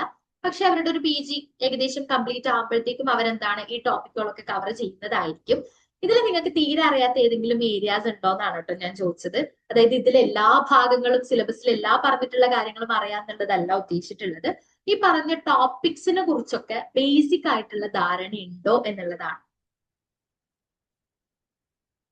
എന്തെങ്കിലും റെസ്പോണ്ട് ചെയ്യൂ കുട്ടികളെ. യെസ്, അടിപൊളി. Respond ചെയ്യൂട്ടോ maximum. യെസ്, എല്ലാ ടോപ്പിക്കുകളും നിങ്ങൾക്ക് എന്താണ് ഒരു രീതിയിൽ അല്ലെങ്കിൽ ചെറിയൊരു രീതിയിലെങ്കിലും എന്താണെന്ന് എക്സ്പ്ലെയിൻ ചെയ്യാൻ നന്നായിട്ട് അറിയുന്നവരാണ്. ആൻഡ് ഇത് മതി, ഈ ഒരു ബേസ് മാത്രം മതി നമുക്ക് ഈ ഒരു എക്സാമിന് അപ്രോച്ച് ചെയ്യാൻ വേണ്ടിയിട്ട്. ഇതിൽ നിങ്ങൾ മനസ്സിലാക്കുക, ഇപ്പൊ ഈ ഒരു ഫസ്റ്റ് മൊഡ്യൂൾ എടുക്കുകയാണെങ്കിൽ ഞാൻ കംപ്ലീറ്റ് സിലബസ് എന്താണെന്ന് പഠിപ്പിക്കും എന്നല്ല കേട്ടോ ചെയ്യുന്നത്. സിലബസ് എന്ന് പറയുന്നത് നിങ്ങൾ ജസ്റ്റ് ഗൂഗിളിൽ ഒന്ന് സെർച്ച് ചെയ്ത് നോക്കിക്കഴിഞ്ഞാൽ UGC net exam mass communication and journalism എന്ന് പറഞ്ഞ സിലബസ് തപ്പിക്കഴിഞ്ഞാൽ നിങ്ങൾക്ക് സിലബസ് കിട്ടുന്നതാണ്. പക്ഷെ ആ സിലബസിനെ പരിചയപ്പെടുത്തല്ല ഞാനിപ്പോ ചെയ്യാൻ വേണ്ടിയിട്ട് പോകുന്നത്. സിലബസ് എന്ന് പറയുന്നത് നമ്മുടെ ഒരു പ്രിപ്പറേഷന്റെ ഒരു ബേസ് ആണ് അല്ലെ. നമുക്ക് എന്താണ് പ്രിപ്പയർ ചെയ്യേണ്ടേ എന്നുള്ളത് കൃത്യമായിട്ട് അറിയണമെങ്കിൽ നമുക്ക് സിലബസ് വേണം. നിങ്ങൾക്ക് തന്നെ അറിയാമല്ലേ, ഇപ്പൊ എന്ത് കാര്യം ചെയ്യുകയാണെങ്കിലും അത് എന്തിനു വേണ്ടിയിട്ടാണ് നമ്മൾ അത് ചെയ്യുന്നത് എന്നുള്ളതിന്റെ ഒരു ഐഡിയ നമുക്ക് ഉണ്ടായിരിക്കണം. ഇപ്പൊ ഞാൻ ഈ സെഷൻ എടുക്കുന്ന സമയത്ത് ഞാൻ പറഞ്ഞു എന്തൊക്കെയായിരിക്കും ഞാൻ ചെയ്യാൻ പോകുന്നത്. ഐഫറിനെ ഇൻട്രൊഡ്യൂസ് ചെയ്യും, UGC നെറ്റ് എക്സാമിനെ പറയും, അതിന്റെ ഇമ്പോർട്ടൻസ് പറയും.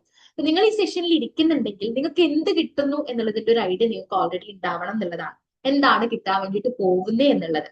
ഞാൻ പറഞ്ഞു വരുന്നത്, ഇപ്പൊ ഒരു എക്സാമിനെ സംബന്ധിച്ചിടത്തോളം അതിന്റെ ഏറ്റവും അടിസ്ഥാനപരമായിട്ടുള്ള രണ്ട് കാര്യങ്ങളാണ്.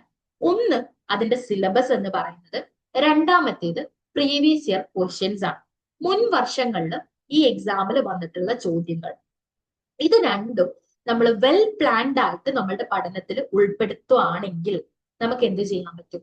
ഈസി ആയിട്ട് നെറ്റ് അല്ലെങ്കിൽ JRF ക്രാക്ക് ചെയ്യാൻ വേണ്ടിയിട്ട് പറ്റും.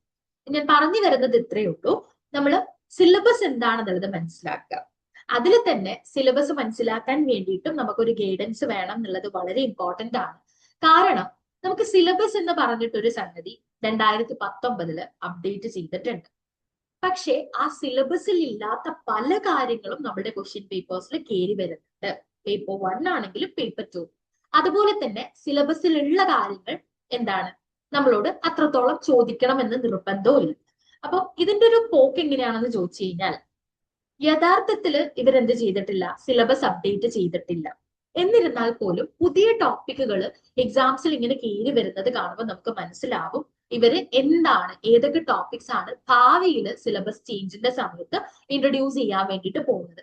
അതെങ്ങനെ മനസ്സിലാവുമെന്ന് ചോദിച്ചു കഴിഞ്ഞാൽ, എല്ലാ ടേമിലെയും മുൻ ക്വസ്റ്റ്യൻസ് ഉണ്ടാവുമല്ലോ, എല്ലാ ടേമിലെയും ക്വസ്റ്റ്യൻസിന് നമ്മൾ വളരെ വിശദമായിട്ട് പഠിച്ച് അനലൈസ് ചെയ്യുന്നത് കൊണ്ടാണ്. ഫൈഫറിലെ ക്ലാസ്സുകളും ഒക്കെ അങ്ങനെ തന്നെയാണ് പോകുന്നത്. അതായത് എന്താണോ നമ്മളുടെ സിലബസും ക്വസ്റ്റ്യൻസും വെച്ചിട്ട് നമുക്ക് ഇമ്പോർട്ടന്റ് ആയിട്ട് ഫീൽ ചെയ്യുന്നത്, ആ ഭാഗങ്ങളാണ് ഇൻഡെപ്ത് ആയിട്ട് കവർ ചെയ്തിട്ടുള്ളത്.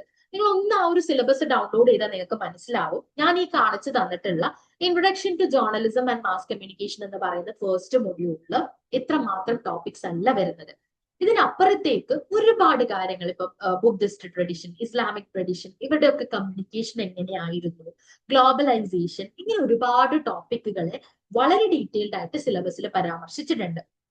പക്ഷേ ഈ ഒരു എക്സാമിലെ ഒരു മൂന്ന് വർഷത്തെ എക്സ്പീരിയൻസ് എന്ന് പറയുമ്പോൾ നിങ്ങൾക്ക് അറിയാം, ഒരു 6 ടേം എക്സാം, 6 മാത്രമല്ല ക്യാൻസൽഡ് എക്സാം ഒക്കെ നമ്മൾ കൂട്ടുകയാണെങ്കിൽ അല്ലെ, അതൊക്കെ ഒരു എക്സ്ട്രാ എക്സാം ആയിരുന്നു, നമുക്കൊരു ചാൻസ് തന്നതാണ്.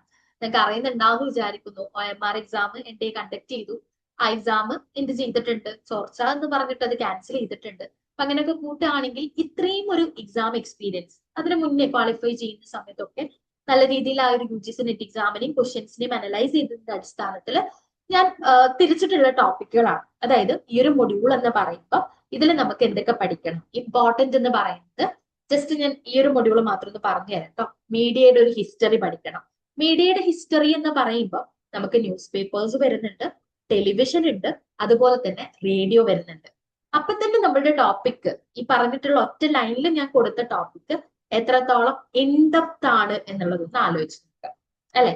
ന്യൂസ് പേപ്പറിന്റെ ഒരു ഹിസ്റ്ററി അത് എവിടെ തുടങ്ങുമെന്ന് ചോദിച്ചു കഴിഞ്ഞാൽ 1776 എന്താ സംഭവിച്ചത്?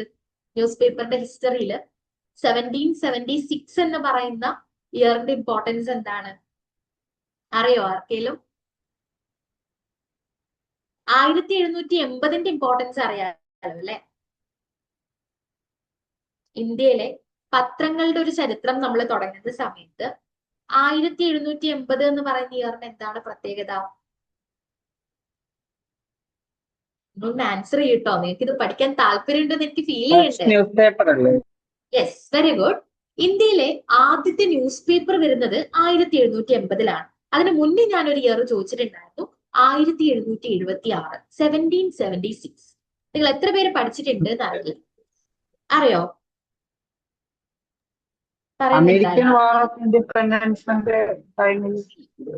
ഞാൻ ഇന്ത്യന്റെ കോണ്ടെക്സ്റ്റ് ആണ് ചോദിച്ചത്. ഇന്ത്യൻ ന്യൂസ് പേപ്പറിന്റെ ഹിസ്റ്ററിയിലാണ് നമുക്ക് കുറച്ചുകൂടി ഇമ്പോർട്ടൻസ് വരുന്നത്.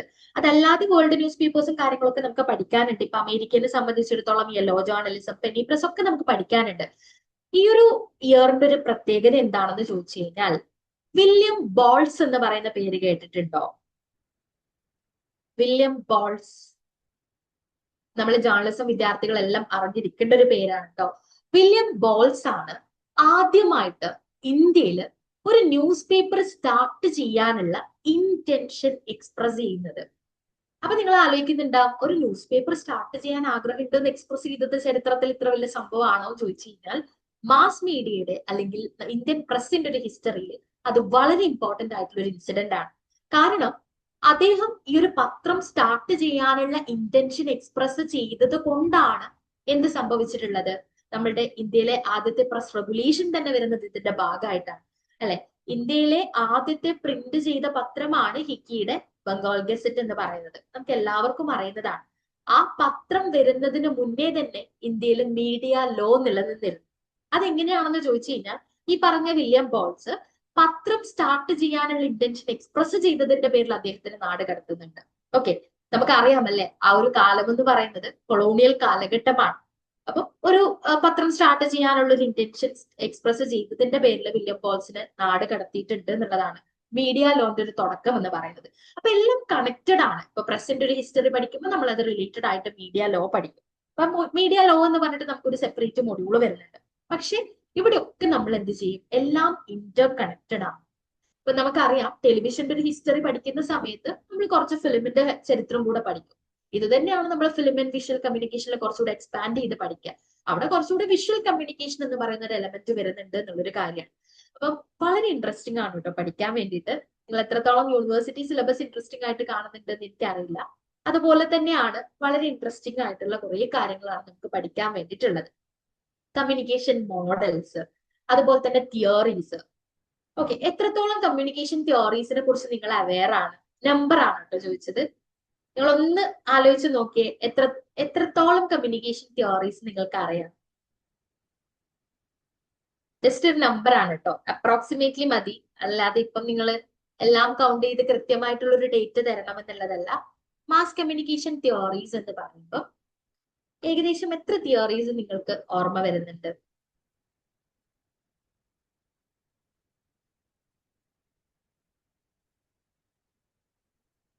എല്ലാരും ഒന്ന് ആലോചിച്ചിട്ട് പറയട്ടോ.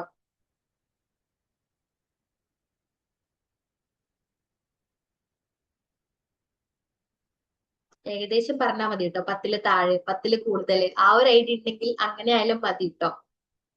ഒന്ന് ചാറ്റ് ബോക്സിൽ പറയാം.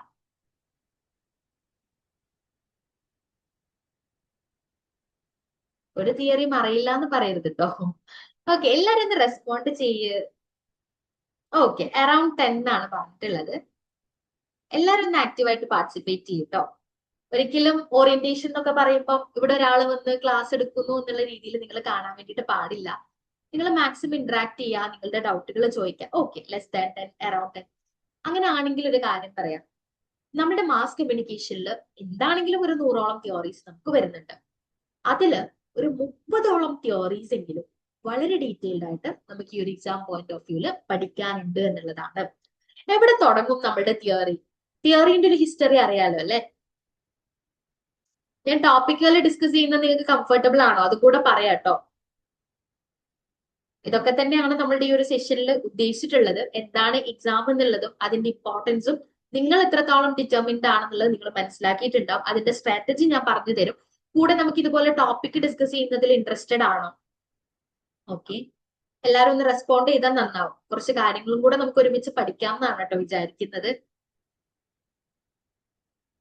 ഓക്കെ, എല്ലാരും ഓക്കെ ആണോ? കംഫർട്ടബിൾ ആണോ? അതോ ഇതിന്റെ സാധ്യതകളും എങ്ങനെ പഠിക്കാം എന്ന് അറിഞ്ഞാൽ മതിയോ എന്നുള്ളതാണ് കേട്ടോ എനിക്ക് കിട്ടേണ്ടത്. കുറച്ച് ടോപ്പിക്കുകൾ ക്വസ്റ്റ്യൻ ചോദിച്ച ആൻസർ പറയാനൊക്കെ റെഡി ആണോ? നമ്മളൊക്കെ മാസ് കമ്മ്യൂണിക്കേഷന്റെ ആൾക്കാരല്ലേ. അപ്പൊ നിങ്ങൾക്ക് ഫീഡ്ബാക്കിന്റെ ഒരു ഇമ്പോർട്ടൻസ് എത്രത്തോളം ആണെന്നുള്ളത് നന്നായിട്ട് അറിയുന്ന ആൾക്കാരാണ്. അപ്പം ജസ്റ്റ് ഒന്ന് ചാറ്റ് ബോക്സിൽ പറഞ്ഞു കഴിഞ്ഞാൽ നന്നാവും കേട്ടോ. റെസ്പോണ്ട് ചെയ്യുന്നവർക്ക് ഒരുപാട് താങ്ക്സ്. യെസ്, പേപ്പർ 1 പറയാം. പേപ്പർ 1 എങ്ങനെയാണെന്ന് വെച്ച് കഴിഞ്ഞാൽ, യെസ്, അതാണോ നിങ്ങൾക്ക് ആവശ്യം? അങ്ങനെയാണെങ്കിൽ പേപ്പർ 1 എങ്ങനെയാണെന്നുള്ള കാര്യങ്ങൾ പറഞ്ഞുതരാം. ഓക്കെ, അപ്പൊ അങ്ങനെയാണെങ്കിൽ പേപ്പർ 2 കുറച്ച് ഭാഗം പറഞ്ഞിട്ട് ഞാൻ കൺക്ലൂഡ് ചെയ്യാം. എന്നിട്ട് പേപ്പർ 1 അതിൽ എന്തൊക്കെയാണ് ഉള്ളത് എന്നുള്ളതും പറഞ്ഞുതരാം. ഓക്കെ, അപ്പോ ഞാൻ പറഞ്ഞു വന്നത് എന്താ, മാസ് കമ്മ്യൂണിക്കേഷൻ തിയോറീസിനെ കുറിച്ചാണ്. അപ്പൊ തിയോറീസ് വെച്ച് നോക്കുകയാണെങ്കിലും നമുക്ക് ഒരുപാട് തിയോറീസ് പഠിക്കാനുണ്ട്. ഞാൻ പറഞ്ഞതുപോലെ മാസ് കമ്മ്യൂണിക്കേഷനിൽ ഇൻഫിനിറ്റ് ആയിട്ടുള്ള തിയോറീസ് ഉണ്ട് എന്ന് തന്നെ നമുക്ക് പറയാം അല്ലെ. പല ഫീൽഡിലുള്ള അല്ലെങ്കിൽ പല ഡിസിപ്ലിനിലുള്ള തിയോറീസും മാസ് കമ്മ്യൂണിക്കേഷനുമായിട്ട് കണക്റ്റഡ് ആണ്. നിങ്ങൾ എക്സാമിന്റെ ക്വസ്റ്റ്യൻ പേപ്പേഴ്സ് അനലൈസ് ചെയ്യുന്നവരാണെങ്കിൽ മെക്ഡൊണാൾഡൈസേഷൻ എന്ന് പറയുന്ന ടേം ഒക്കെ നിങ്ങൾ കേട്ടിട്ടുണ്ടാവും ഈ ഒരു എക്സാം പോയിന്റ് ഓഫ് വ്യൂല്. അതുപോലെ എന്താണ് നമുക്ക് വരുന്ന ഒരുപാട് തിയോറീസ്, പാർട്ടിസിപ്പേറ്ററി തിയോറി എന്നൊക്കെ പറയുന്നത് മാനേജ്മെന്റിൽ വരുന്നതാണ്, പക്ഷെ മാസ് കമ്മ്യൂണിക്കേഷനിലും ഇമ്പോർട്ടന്റ് ആയിട്ട് വരുന്ന തിയറിയാണ്. അപ്പോൾ നമുക്ക് പ്രധാനമായിട്ടും ഈ പറഞ്ഞ പോലെ models, theories, press commissions, press council of India, ഇതൊക്കെ ഷുവർ ആയിട്ടും ഒരു ടേമിൽ ചോദ്യം വരുന്ന ഏരിയാസ് ആണ് ഞാൻ കൊടുത്തിട്ടുള്ളത്. ഓക്കെ, സിലബസ് മൊത്തമായിട്ട് ഞാൻ ഇവിടെ കൊടുത്തിട്ടില്ല. ഇതിൽ നമുക്ക് പഠിക്കാനുള്ള ഏരിയാസ് ആണ്, ഇമ്പോർട്ടന്റ് ആയിട്ടുള്ള ഏരിയാസ് ആണ് കൊടുത്തിട്ടുള്ളത്. ഞാൻ നേരത്തെ പറഞ്ഞതുപോലെ ഈ ഒരു മൊഡ്യൂളില് നമ്മൾ മാസ് കമ്മ്യൂണിക്കേഷൻ തിയോറീസിനെ കുറിച്ച് ഇത്രേ ഉള്ളൂ കേട്ടോ. തിയറി ആരാണ് പ്രപ്പോസ് ചെയ്തതെന്നുള്ള ഒരു ഐഡിയ ഉണ്ടെങ്കിൽ തന്നെ ചിലപ്പോൾ നമുക്ക് എന്താണ് 2 മാർക്കിന്റെ ഒരു ക്വസ്റ്റ്യൻ ആൻസർ ചെയ്യാൻ വേണ്ടിയിട്ട് പറ്റും. ഒരു 30 തിയറി അത് ആരാണ് പ്രപ്പോസ് ചെയ്തത്, അതെന്ത് നമ്മളോട് ചോദിക്കും. മാസ് ദ ഫോളോയിങ്ങിൽ 4 തിയറീസും അതിന്റെ പ്രൊപ്പണൻസിനെയും ചോദിക്കാനുള്ള സാധ്യത അവിടെ ഉണ്ട്.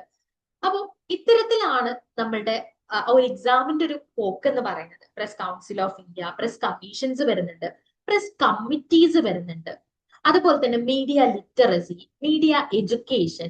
മാർഷൽ മക്ലൂഹൻ, ആരാണ് മാർഷൽ മക്ലൂഹൻ? അറിയാലോ അല്ലെ, നമ്മുടെ മാസ് കമ്മ്യൂണിക്കേഷനിൽ വളരെ ഇമ്പോർട്ടന്റ് ആയിട്ടുള്ള ഒരു സ്കോളർ ആണ്. ടൊറോണ്ടോ സ്കൂൾ ഓഫ് കമ്മ്യൂണിക്കേഷനിലാണ് വരുന്നത്.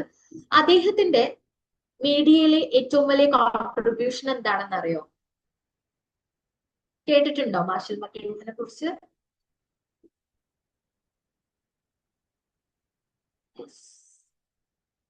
യെസ്, നിങ്ങൾ കേട്ടിട്ടുണ്ടാവും. മാർഷൽ മക്ലൂഹൻ എന്ന് പറയുന്നത് അദ്ദേഹം ആരാണ്? ടൊറോണ്ടോ സ്കൂൾ ഓഫ് കമ്മ്യൂണിക്കേഷനിൽ വരുന്ന ഒരു കമ്മ്യൂണിക്കേഷൻ സ്കോളർ ആണ്.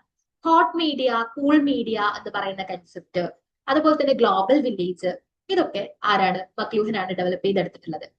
അതുപോലെ തന്നെ നമുക്ക് എന്താണ് മാസ് മീഡിയ ആയിട്ട് റിലേറ്റ് ചെയ്തിട്ടുള്ള ബുക്സ്, അതിന്റെ ഓതേഴ്സ്, ഇത്തരത്തിലുള്ള ചോദ്യങ്ങൾ ചോദിക്കാറുണ്ട്. അപ്പൊ ഇത് ഞാൻ ഫസ്റ്റ് മൊഡ്യൂളിലെ കോർ ഏരിയാസ് നിങ്ങൾക്കൊന്ന് പറഞ്ഞു തന്നു മാത്രമേ ഉള്ളൂ. അതുപോലെ സെക്കൻഡ് മൊഡ്യൂളിൽ നമുക്ക് ഇത്രയും കോർ ഏരിയാസ് ആണ് വരുന്നത്. എന്താണ് ഡെവലപ്മെന്റ് കമ്മ്യൂണിക്കേഷൻ, അതിന്റെ ഡെഫിനിഷൻ. UGC നെറ്റ് എക്സാമിൽ ഡെഫിനിഷൻ ഇമ്പോർട്ടന്റ് ആവുന്ന ഏറ്റവും പ്രധാനപ്പെട്ട ഒരു മൊഡ്യൂളാണ് ഇത് എന്ന് പറയുന്നത്. അങ്ങനെ പറഞ്ഞു കഴിഞ്ഞാൽ നമുക്കൊരു ഡെഫിനിഷൻ തന്നിട്ട് അത് ആരാണ് എന്നുള്ള ചോദ്യം ചോദിച്ചിട്ടുണ്ട്. അതുപോലെ തന്നെ നമുക്കൊരു ടേബിൾ തന്നിട്ട് ഇവരുടെ ഡെഫിനിഷന്റെ ഇമ്പോർട്ടന്റ് ആയിട്ടുള്ള ആസ്പെക്ട് കൊടുക്കും. എന്നിട്ട് എന്ത് ചെയ്യും? അത് ആരാണ് ഡിഫൈൻ ചെയ്തത് മാച്ച് ചെയ്യാൻ വേണ്ടിയിട്ട് ചോദിക്കും. അതുപോലെ തന്നെ ഡെവലപ്മെന്റും സോഷ്യൽ ചേഞ്ചും തമ്മിൽ എന്താണ് വ്യത്യാസം, എന്താണ് സംഗതി എന്നുള്ളത്. ഡെവലപ്മെന്റ് പാരഡൈംസ് കേട്ടിട്ടുണ്ടോ? ഡോമിനന്റ് പാരഡൈം, അതുപോലെ തന്നെ എമേർജിംഗ് പാരഡൈം, ഇങ്ങനെ ഡിഫറെന്റ് ആയിട്ടുള്ള പാരഡൈംസ് വരുന്നുണ്ട്. NWICO, MacBride commission, sustainable development goals. ഇത് നമുക്ക് പേപ്പർ 1 വരുന്ന ഒരു ടോപ്പിക്കാണ്. Paper 1 people development and environment എന്ന് പറയുന്ന ഒരു മൊഡ്യൂൾ ഉണ്ട്. അവിടെയും നമ്മൾ സസ്റ്റൈനബിൾ ഡെവലപ്മെന്റ് ഗോൾസ് പഠിക്കും. പേപ്പർ 2 ഈ ഒരു മൊഡ്യൂളിലും പഠിക്കും. CSR വരുന്നുണ്ട്, corporate social responsibility. Radio as a medium of development. അതൊക്കെ വളരെ സിമ്പിൾ ആയിട്ടുള്ള ഏരിയാസ് ആണ് അല്ലെ. നമുക്കറിയാം ഫ്രം ദി ബിഗിനിങ് റേഡിയോ എങ്ങനെയാണ് ഡെവലപ്മെന്റിലേക്ക് കോൺട്രിബ്യൂട്ട് ചെയ്തത്, അത് ആ ഒരു ഹിസ്റ്ററിയാണ് നമ്മൾ അവിടെ പഠിക്കുന്നത്. എക്സാം പോയിന്റ് ഓഫ് വ്യൂവിൽ അത് ചോദിക്കും. എങ്ങനെ ചോദിക്കും എന്ന് പറഞ്ഞാൽ, എപ്പോഴാണ് കമ്മ്യൂണിറ്റി റേഡിയോ ലൈസൻസ് ചെയ്യാനുള്ള പോളിസി ഗവൺമെന്റ് കൊണ്ടുവന്നിട്ടുള്ളത്? ഈ രീതിയിലൊക്കെ ആയിരിക്കും നമ്മളോട് ചോദ്യങ്ങൾ ചോദിക്കുന്നുണ്ടാവാം. ഓക്കെ, കോർപ്പറേറ്റ് സോഷ്യൽ റെസ്പോൺസിബിലിറ്റി അവിടെ 2 തവണ വന്നിട്ടുണ്ട്, ഓൾറെഡി ഡിസ്കസ് ചെയ്തതാണ്. പിന്നെ ഈ മൊഡ്യൂളിലെ ഏറ്റവും പ്രധാനപ്പെട്ട ഒരു ഏരിയ ആണ് സോഷ്യൽ റിഫോമേഴ്സ് എന്ന് പറയുന്നത്. അതിന്റെ ഒരു പ്രത്യേകത എന്ന് പറയുന്നത്, ആ ഒരു ടോപ്പിക് പഠിച്ചു കഴിഞ്ഞാൽ നമ്മൾ പഠിക്കുന്നതിനപ്പുറത്തേക്ക് ഒരു ചോദ്യം അവിടുന്ന് പ്രതീക്ഷിക്കേണ്ട. കാരണം 2019 സിലബസ് അപ്ഡേറ്റ് ചെയ്തപ്പോൾ വന്നിട്ടുള്ള ഒരു ടോപ്പിക്കാണ് സോഷ്യൽ റിഫോമേഴ്സ് ഇൻ ഇന്ത്യ എന്ന് പറയുന്നത്. അവിടെ നമുക്ക് പഠിക്കാനുള്ള കുറച്ച് സോഷ്യൽ റിഫോമേഴ്സ് ഉണ്ട്. രാജാറാം മോഹൻ റോയ് ഉണ്ട്, മഹാത്മാഗാന്ധി ഉണ്ട്, അതുപോലെ തന്നെ എന്താണ് ജ്യോതിബ ഫൂലെ വരുന്നുണ്ട്, BR അംബേദ്കർ, ഇങ്ങനെ കുറച്ച് സോഷ്യൽ റിഫോമേഴ്സിനെ പഠിക്കാനുണ്ട്. ഇവരെ പഠിച്ചു കഴിഞ്ഞാൽ ഇവരുടെ വർക്കുമായി ബന്ധപ്പെട്ടിട്ട് നിർബന്ധമായിട്ടും നമ്മളോട് ചോദ്യങ്ങൾ ചോദിക്കും എന്നുള്ളതാണ്. അതുപോലെ തന്നെ ഡെവലപ്മെന്റ് കമ്മ്യൂണിക്കേഷനുമായി ബന്ധപ്പെട്ടിട്ടുള്ള ബുക്സ് ആൻഡ് ഓതേഴ്സ്, റിപ്പോർട്ടിംഗിലേക്ക് വരുന്ന സമയത്ത് ബേസിക് ആയിട്ടുള്ള news values, news structure, news agencies എന്നൊക്കെ എങ്ങനെയാണ് ചോദ്യം ചോദിക്കുക എന്ന് പറഞ്ഞു കഴിഞ്ഞാൽ നമ്മൾ എന്ത് ചെയ്യുക? നാഷണൽ ന്യൂസ് ഏജൻസീസിനെ ലിസ്റ്റ് ചെയ്യുക, അതിന്റെ ഇയേഴ്സ് ലിസ്റ്റ് ചെയ്യുക, അത് എവിടെയാണ് പ്ലേസ് എന്നുള്ളത് ലിസ്റ്റ് ചെയ്യുക. അതുപോലെ തന്നെ ഇന്റർനാഷണൽ ന്യൂസ് ഏജൻസീസ്, അതിന്റെ ഇയേഴ്സും എവിടെയാണ് അത് ബേസ് ചെയ്തിട്ടുള്ളത്, ഇതൊക്കെ തന്നെ അറിഞ്ഞാൽ നമുക്ക് മതി. എക്സാമിൽ ഇമ്പോർട്ടന്റ് ആണ്, 2 മാർക്ക് നമുക്ക് ഉറപ്പാക്കാൻ പറ്റുന്ന ഏരിയ ആണ്. പിന്നെ ടെലിവിഷൻ ചാനൽസ്, അതിൽ വരുന്ന പ്രോഗ്രാംസ് ഏതൊക്കെയാണ്, ന്യൂസ് പേപ്പേഴ്സും ഇയേഴ്സും വളരെ പ്രധാനപ്പെട്ട ഒരു ടോപ്പിക്കാണ്. അത് നമ്മൾ പറഞ്ഞിട്ടുള്ള ഫസ്റ്റ് മൊഡ്യൂൾ ഹിസ്റ്ററി ഓഫ് എന്താ പറയാ ന്യൂസ് പേപ്പർ എന്നുള്ള ഒരു ഭാഗത്ത് നമ്മളിത് ഡിസ്കസ് ചെയ്യും. News papers, editors, publication place അല്ലെ, ഇവൻ എവിടെയാണ് അതിന്റെ മെയിൻ പബ്ലിക്കേഷൻ എന്നുള്ളത് പോലും നമ്മുടെ എക്സാമ്പിൾ പ്രധാനപ്പെട്ട ഒരു ഏരിയ ആണ്. ഇതൊന്നും ഇതില്ല നമ്മൾ യൂണിവേഴ്സിറ്റി എക്സാമ്പിൾ പഠിക്കുന്നുണ്ടാവില്ല അല്ലെ. നിങ്ങൾക്ക് അറിയോ നമ്മുടെ ദ ഹിന്ദു ന്യൂസ് പേപ്പറിന്റെ പബ്ലിക്കേഷൻ പ്ലേസ് എവിടെയാണെന്നുള്ളത്? ദ ഹിന്ദുയുടെ പബ്ലിക്കേഷൻ പ്ലേസ് എവിടെയാണെന്നുള്ളത് അറിയോ? എന്ന് വെച്ചാൽ എവിടെയൊക്കെ അത് ഡിസ്ട്രിബ്യൂട്ട് ചെയ്യുന്നുണ്ട് എന്നല്ല കേട്ടോ, അതിന്റെ മെയിൻ പബ്ലിഷിംഗ് എവിടെയാണ് വരുന്നത്? ഇറ്റ്സ് വെരി ഗുഡ്, ചെന്നൈയിലാണ് വരുന്നത്. ഇത് നമ്മുടെ എക്സാമിൽ ഒരു ക്വസ്റ്റ്യൻ ആണ് കേട്ടോ. അതായത് നമ്മളോട് ടേബിളിൽ ചോദിക്കും ദ ഹിന്ദു ന്യൂസ് പേപ്പർ, അത് ന്യൂസ് പേപ്പേഴ്സ് ഇപ്പറ പബ്ലിക്കേഷൻ പ്ലേസ് തരും. അവിടെ നമുക്ക് എന്ത് ചെയ്യണം? ന്യൂസ് പേപ്പേഴ്സിന് പബ്ലിക്കേഷൻ പ്ലേസുമായിട്ട് കണക്ട് ചെയ്യാൻ വേണ്ടിട്ട് പറ്റും. ന്യൂസ് പേപ്പേഴ്സിന്റെ ടാഗ് ലൈൻസ് ചോദിക്കും. ലെറ്റ് ദ ട്രൂത്ത് പ്രിവൈൽ എന്ന് പറയുന്ന ടാഗ് ലൈന് ഏത് പത്രത്തിൻ്റെതാണെന്ന് അറിയാം? Let the truth prevail. Yes, very good, എല്ലാവരും പവർ ആയല്ലോ. ലെറ്റ് ദ ട്രൂത്ത് പ്രിവൈൽ എന്ന് പറയുന്നത് ടൈംസ് ഓഫ് ഇന്ത്യയുടെ ടാഗ് ലൈൻ ആണ്. ഇങ്ങനെ പല പത്രങ്ങൾക്കും ടാഗ് ലൈൻ ഉണ്ട്. ഈ പത്രങ്ങളും ടാഗ് ലൈൻ നമ്മളുടെ ഒരു ക്വസ്റ്റ്യൻ ആണ്. ഈ പറഞ്ഞതുപോലെ ലെറ്റ് ദ ട്രൂത്ത് പ്രിവൈൽ എന്ന് ഞാൻ ആദ്യം ചോദിച്ചതിന്റെ കാരണം ഇത് മുന്നേ വർഷത്തിൽ ചോദിച്ചിട്ടുള്ളതാണ്. ഓക്കെ, അപ്പം ഇത്തരത്തിലുള്ള ഒരുപാട് ചോദ്യങ്ങൾ, ഫാക്ച്വൽ ആയിട്ടുള്ള കാര്യങ്ങൾ നമുക്ക് ഈ ഒരു എക്സാമ്പിൾ വരുന്നുണ്ട്. അതുപോലെ തന്നെ ഏറ്റവും ഇമ്പോർട്ടന്റ് ആണ് എന്തെന്ന് പറയുന്നത് ഇയർ പഠിച്ചു വെക്കുക എന്നുള്ളത്. ഇതിൽ എത്രത്തോളം ആളുകൾക്ക് ഇയർ പഠിക്കാൻ ഇഷ്ടമാണ്? അതായത് കമ്മ്യൂണിക്കേഷൻ തിയറീസ് അതിന്റെ ഇയേഴ്സ്, മീഡിയ ലോസ് അതിന്റെ ഇയേഴ്സ്, ന്യൂസ് പേപ്പേഴ്സ് ഇയേഴ്സ്, ടെലിവിഷന്റെ ഹിസ്റ്ററി ഇയേഴ്സ് ആണ് വരുന്നത്, റേഡിയോയുടെ ഹിസ്റ്ററി ഇയേഴ്സ് ആണ് വരുന്നത്. എത്രത്തോളം ആളുകൾക്ക് ഇയേഴ്സ് പഠിക്കാൻ താല്പര്യമുണ്ട് അല്ലെങ്കിൽ ഇഷ്ടമാണ്? ഓക്കെ, ഇഷ്ടമുള്ള ആളുണ്ട്. വേറെ ആർക്കെങ്കിലും ഇയേഴ്സ് പഠിക്കാൻ ഭയങ്കര ഇഷ്ടമാണോ, അതോ അത് ഡിഫിക്കൽട്ട് ആയിട്ട് ഫീൽ ചെയ്യാറുണ്ടോ? പൊതുവെ ഹിസ്റ്ററിയിലൊക്കെ ആണല്ലേ ഇത്രത്തോളം ഇയേഴ്സ്, ഒരുപാട് ക്രോണോളജി കാര്യങ്ങളൊക്കെ വരുന്ന സബ്ജക്ട് ഹിസ്റ്ററി ഒക്കെ ആണെന്നാണ് നമ്മൾ വിചാരിക്കുക. യെസ്, പലർക്കും ഇത് ഡിഫിക്കൽട്ട് ആയിട്ട് തോന്നുന്നുണ്ടല്ലേ. അപ്പൊ നിങ്ങൾ മനസ്സിലാക്കേണ്ട ഒരു കാര്യം, ഇത്രയും ആലോചിച്ചാൽ മതി. ഒരു കാര്യം നമ്മൾ റെഗുലർ ആയിട്ട് ചെയ്യുമ്പോൾ അത് നമ്മളുടെ റുട്ടീനായിട്ട് മാറണം അല്ലെ. പല്ല് തേക്കുന്നതൊക്കെ ആലോചിച്ചാൽ മതി. നമ്മളതൊരിക്കലും മറന്നു പോവാറില്ല, ഇല്ലാന്ന് വിചാരിക്കുന്നു എല്ലാവരും ഡെയിലി ചെയ്യാറുണ്ട് എന്നുള്ളത്. അപ്പം ഈ പറഞ്ഞതുപോലെ നമ്മൾ അത് എന്തുകൊണ്ടാണ് ചെയ്യുന്നതെന്ന് ചോദിച്ചു കഴിഞ്ഞാൽ നമ്മളത് ഡെയിലി ചെയ്യുന്ന ഒരു കാര്യമാണ്. അപ്പൊ ഒരിക്കലും നമ്മളത് മറന്നു പോകാനുള്ള ഒരു സാധ്യതയില്ല അല്ലെ. അപ്പൊ നമ്മൾ എന്താണ് ചെയ്യേണ്ടതെന്ന് വെച്ച് കഴിഞ്ഞാൽ ഒരുപാട് ഇയേഴ്സിലൂടെ നമ്മൾ ഈ ഒരു എക്സാമ്പിൾ കടന്നു പോകുന്നുള്ളത് യാതൊരു സംശയമില്ലാത്ത കാര്യമാണ്. ഒരുപാട് ഇയേഴ്സ്, ഒരുപാട് എന്ന് പറഞ്ഞാൽ അത്രത്തോളം ഇയേഴ്സ് നമ്മൾ പഠിക്കും. ഞാൻ പറഞ്ഞ കുറച്ച് എക്സാമ്പിൾസ് ഒന്ന് ആലോചിച്ച് നോക്കാം. മീഡിയ ലോസ് അതിന്റെ ഇയേഴ്സ്, എവിടെ മുതൽ നമ്മൾ തുടങ്ങും? മീഡിയ ലോസ് കൊളോണിയൽ പീരീഡ് മുതലുള്ള മീഡിയ ലോസിൽ നമ്മൾ തുടങ്ങിയിട്ട് ഇപ്പം വരെയുള്ള അല്ലെ സിനിമാറ്റോഗ്രാഫിലൊക്കെ അമെൻമെന്റ് വന്നിട്ടുണ്ട്. എല്ലാവർക്കും അറിയാലോ അല്ലെ, സിനിമാറ്റോഗ്രാഫ് ആക്ട് എന്ന് പറയുന്നത് 1952 വന്നിട്ടുള്ള ഒരു ആക്ട് ആണ്. അതിന്റെ അമെൻമെന്റ് ഏത് ഇയറിൽ ഇൻട്രൊഡ്യൂസ് ചെയ്തിട്ടുണ്ട്? പഠിച്ചിട്ടുണ്ടോ? 2023 സിനിമാറ്റോഗ്രാഫ് ആക്ട് അമെൻഡ് ചെയ്തിട്ടുണ്ട്. അതുപോലെ present registration of books act നമുക്ക് അമെൻഡ് ചെയ്യപ്പെട്ടിട്ടുണ്ട്. സോറി, അത് അമെൻമെന്റ് അല്ല, അത് റീപ്ലേസ് ചെയ്തിട്ട് നമുക്ക് പുതിയ ആക്ട് വന്നിട്ടുണ്ട്, present registration of periodicals act. ഇങ്ങനെ ഇയേഴ്സിന്റെ ഒരു കളിയാണ് ഇവിടെ നടക്കുക. പക്ഷേ കൃത്യമായിട്ട് കൺസിസ്റ്റന്റ് ആയിട്ട് നമ്മൾ ഇത് നോട്ട് ചെയ്യുകയും നമ്മൾ റെഗുലർ ആയിട്ട് ഇത് വായിച്ചു നോക്കുകയും എഴുതി പഠിക്കുകയും ചെയ്യുകയാണെങ്കിൽ ഈ ഇയേഴ്സ് ഒക്കെ നിങ്ങൾ പുഷ്പം പോലെ എക്സാം ഹോളിൽ സിസ്റ്റത്തിൽ നിങ്ങൾക്ക് ഇത് നോട്ട് ചെയ്യാൻ പറ്റും, അല്ലെങ്കിൽ കറക്റ്റ് ആൻസർ ചെയ്യാൻ പറ്റും എന്നുള്ളൊരു കാര്യം ഇവിടെ വരുന്നുണ്ട്. അപ്പൊ ഞാൻ പറഞ്ഞു തന്നത് ഒരിക്കലും ഒന്നും നമ്മൾ ഡിഫിക്കൽട്ട് ആണെന്ന് വിചാരിച്ച് പഠിച്ചു തുടങ്ങരുത്. ഇയേഴ്സ് ഉണ്ടോ? ഇയേഴ്സ് ക്രോണോളജി നമുക്ക് ടാക്കിൾ ചെയ്യണമെങ്കിൽ ഇയേഴ്സ് നമ്മൾ പഠിക്കണം അല്ലെ. ഇയേഴ്സ് ഒരു സംഗതി തന്നു കഴിഞ്ഞാൽ അതിനെ ക്രോണോളജിക്കലി അറേഞ്ച് ചെയ്യാൻ വേണ്ടിയിട്ട് പറ്റുള്ളൂ. അതുകൊണ്ട് നമ്മൾ എന്ത് ചെയ്യാണ്? തിയറീസ് ആണെങ്കിൽ നമ്മൾ തിയറീസ് ലിസ്റ്റ് ചെയ്യുന്നു. 30 തിയറീസ് ഉണ്ടോ? 30 തിയറീസ് ലിസ്റ്റ് ചെയ്യുന്നു. അതിന് നമ്മൾ എങ്ങനെ പഠിക്കുന്നു? ക്രോണോളജിക്കലി തന്നെ നമ്മൾ അതിനെ അറേഞ്ച് ചെയ്യുന്നു. നമ്മളുടെ നോട്ടിലും അത് എന്ത് ചെയ്യണം? ക്രോണോളജിക്കലി തന്നെ ഉണ്ടായിരിക്കുക. അപ്പൊ എന്താണ് സംഭവിക്കുന്നത്? ഇപ്പം ഞാനൊരു എന്താ പറയാ മീഡിയ ലോ പറയാണ്. എന്താണ് present registration of books act ഏത് ഇയറിലാണ് വന്നിട്ടുണ്ട് എന്നുള്ളത് എല്ലാവർക്കും അറിയോ? Press and registration of books act എന്ന് പറയുന്നത് ഏത് ഇയറിലാണ് വന്നിട്ടുള്ളതെന്ന് അറിയോ?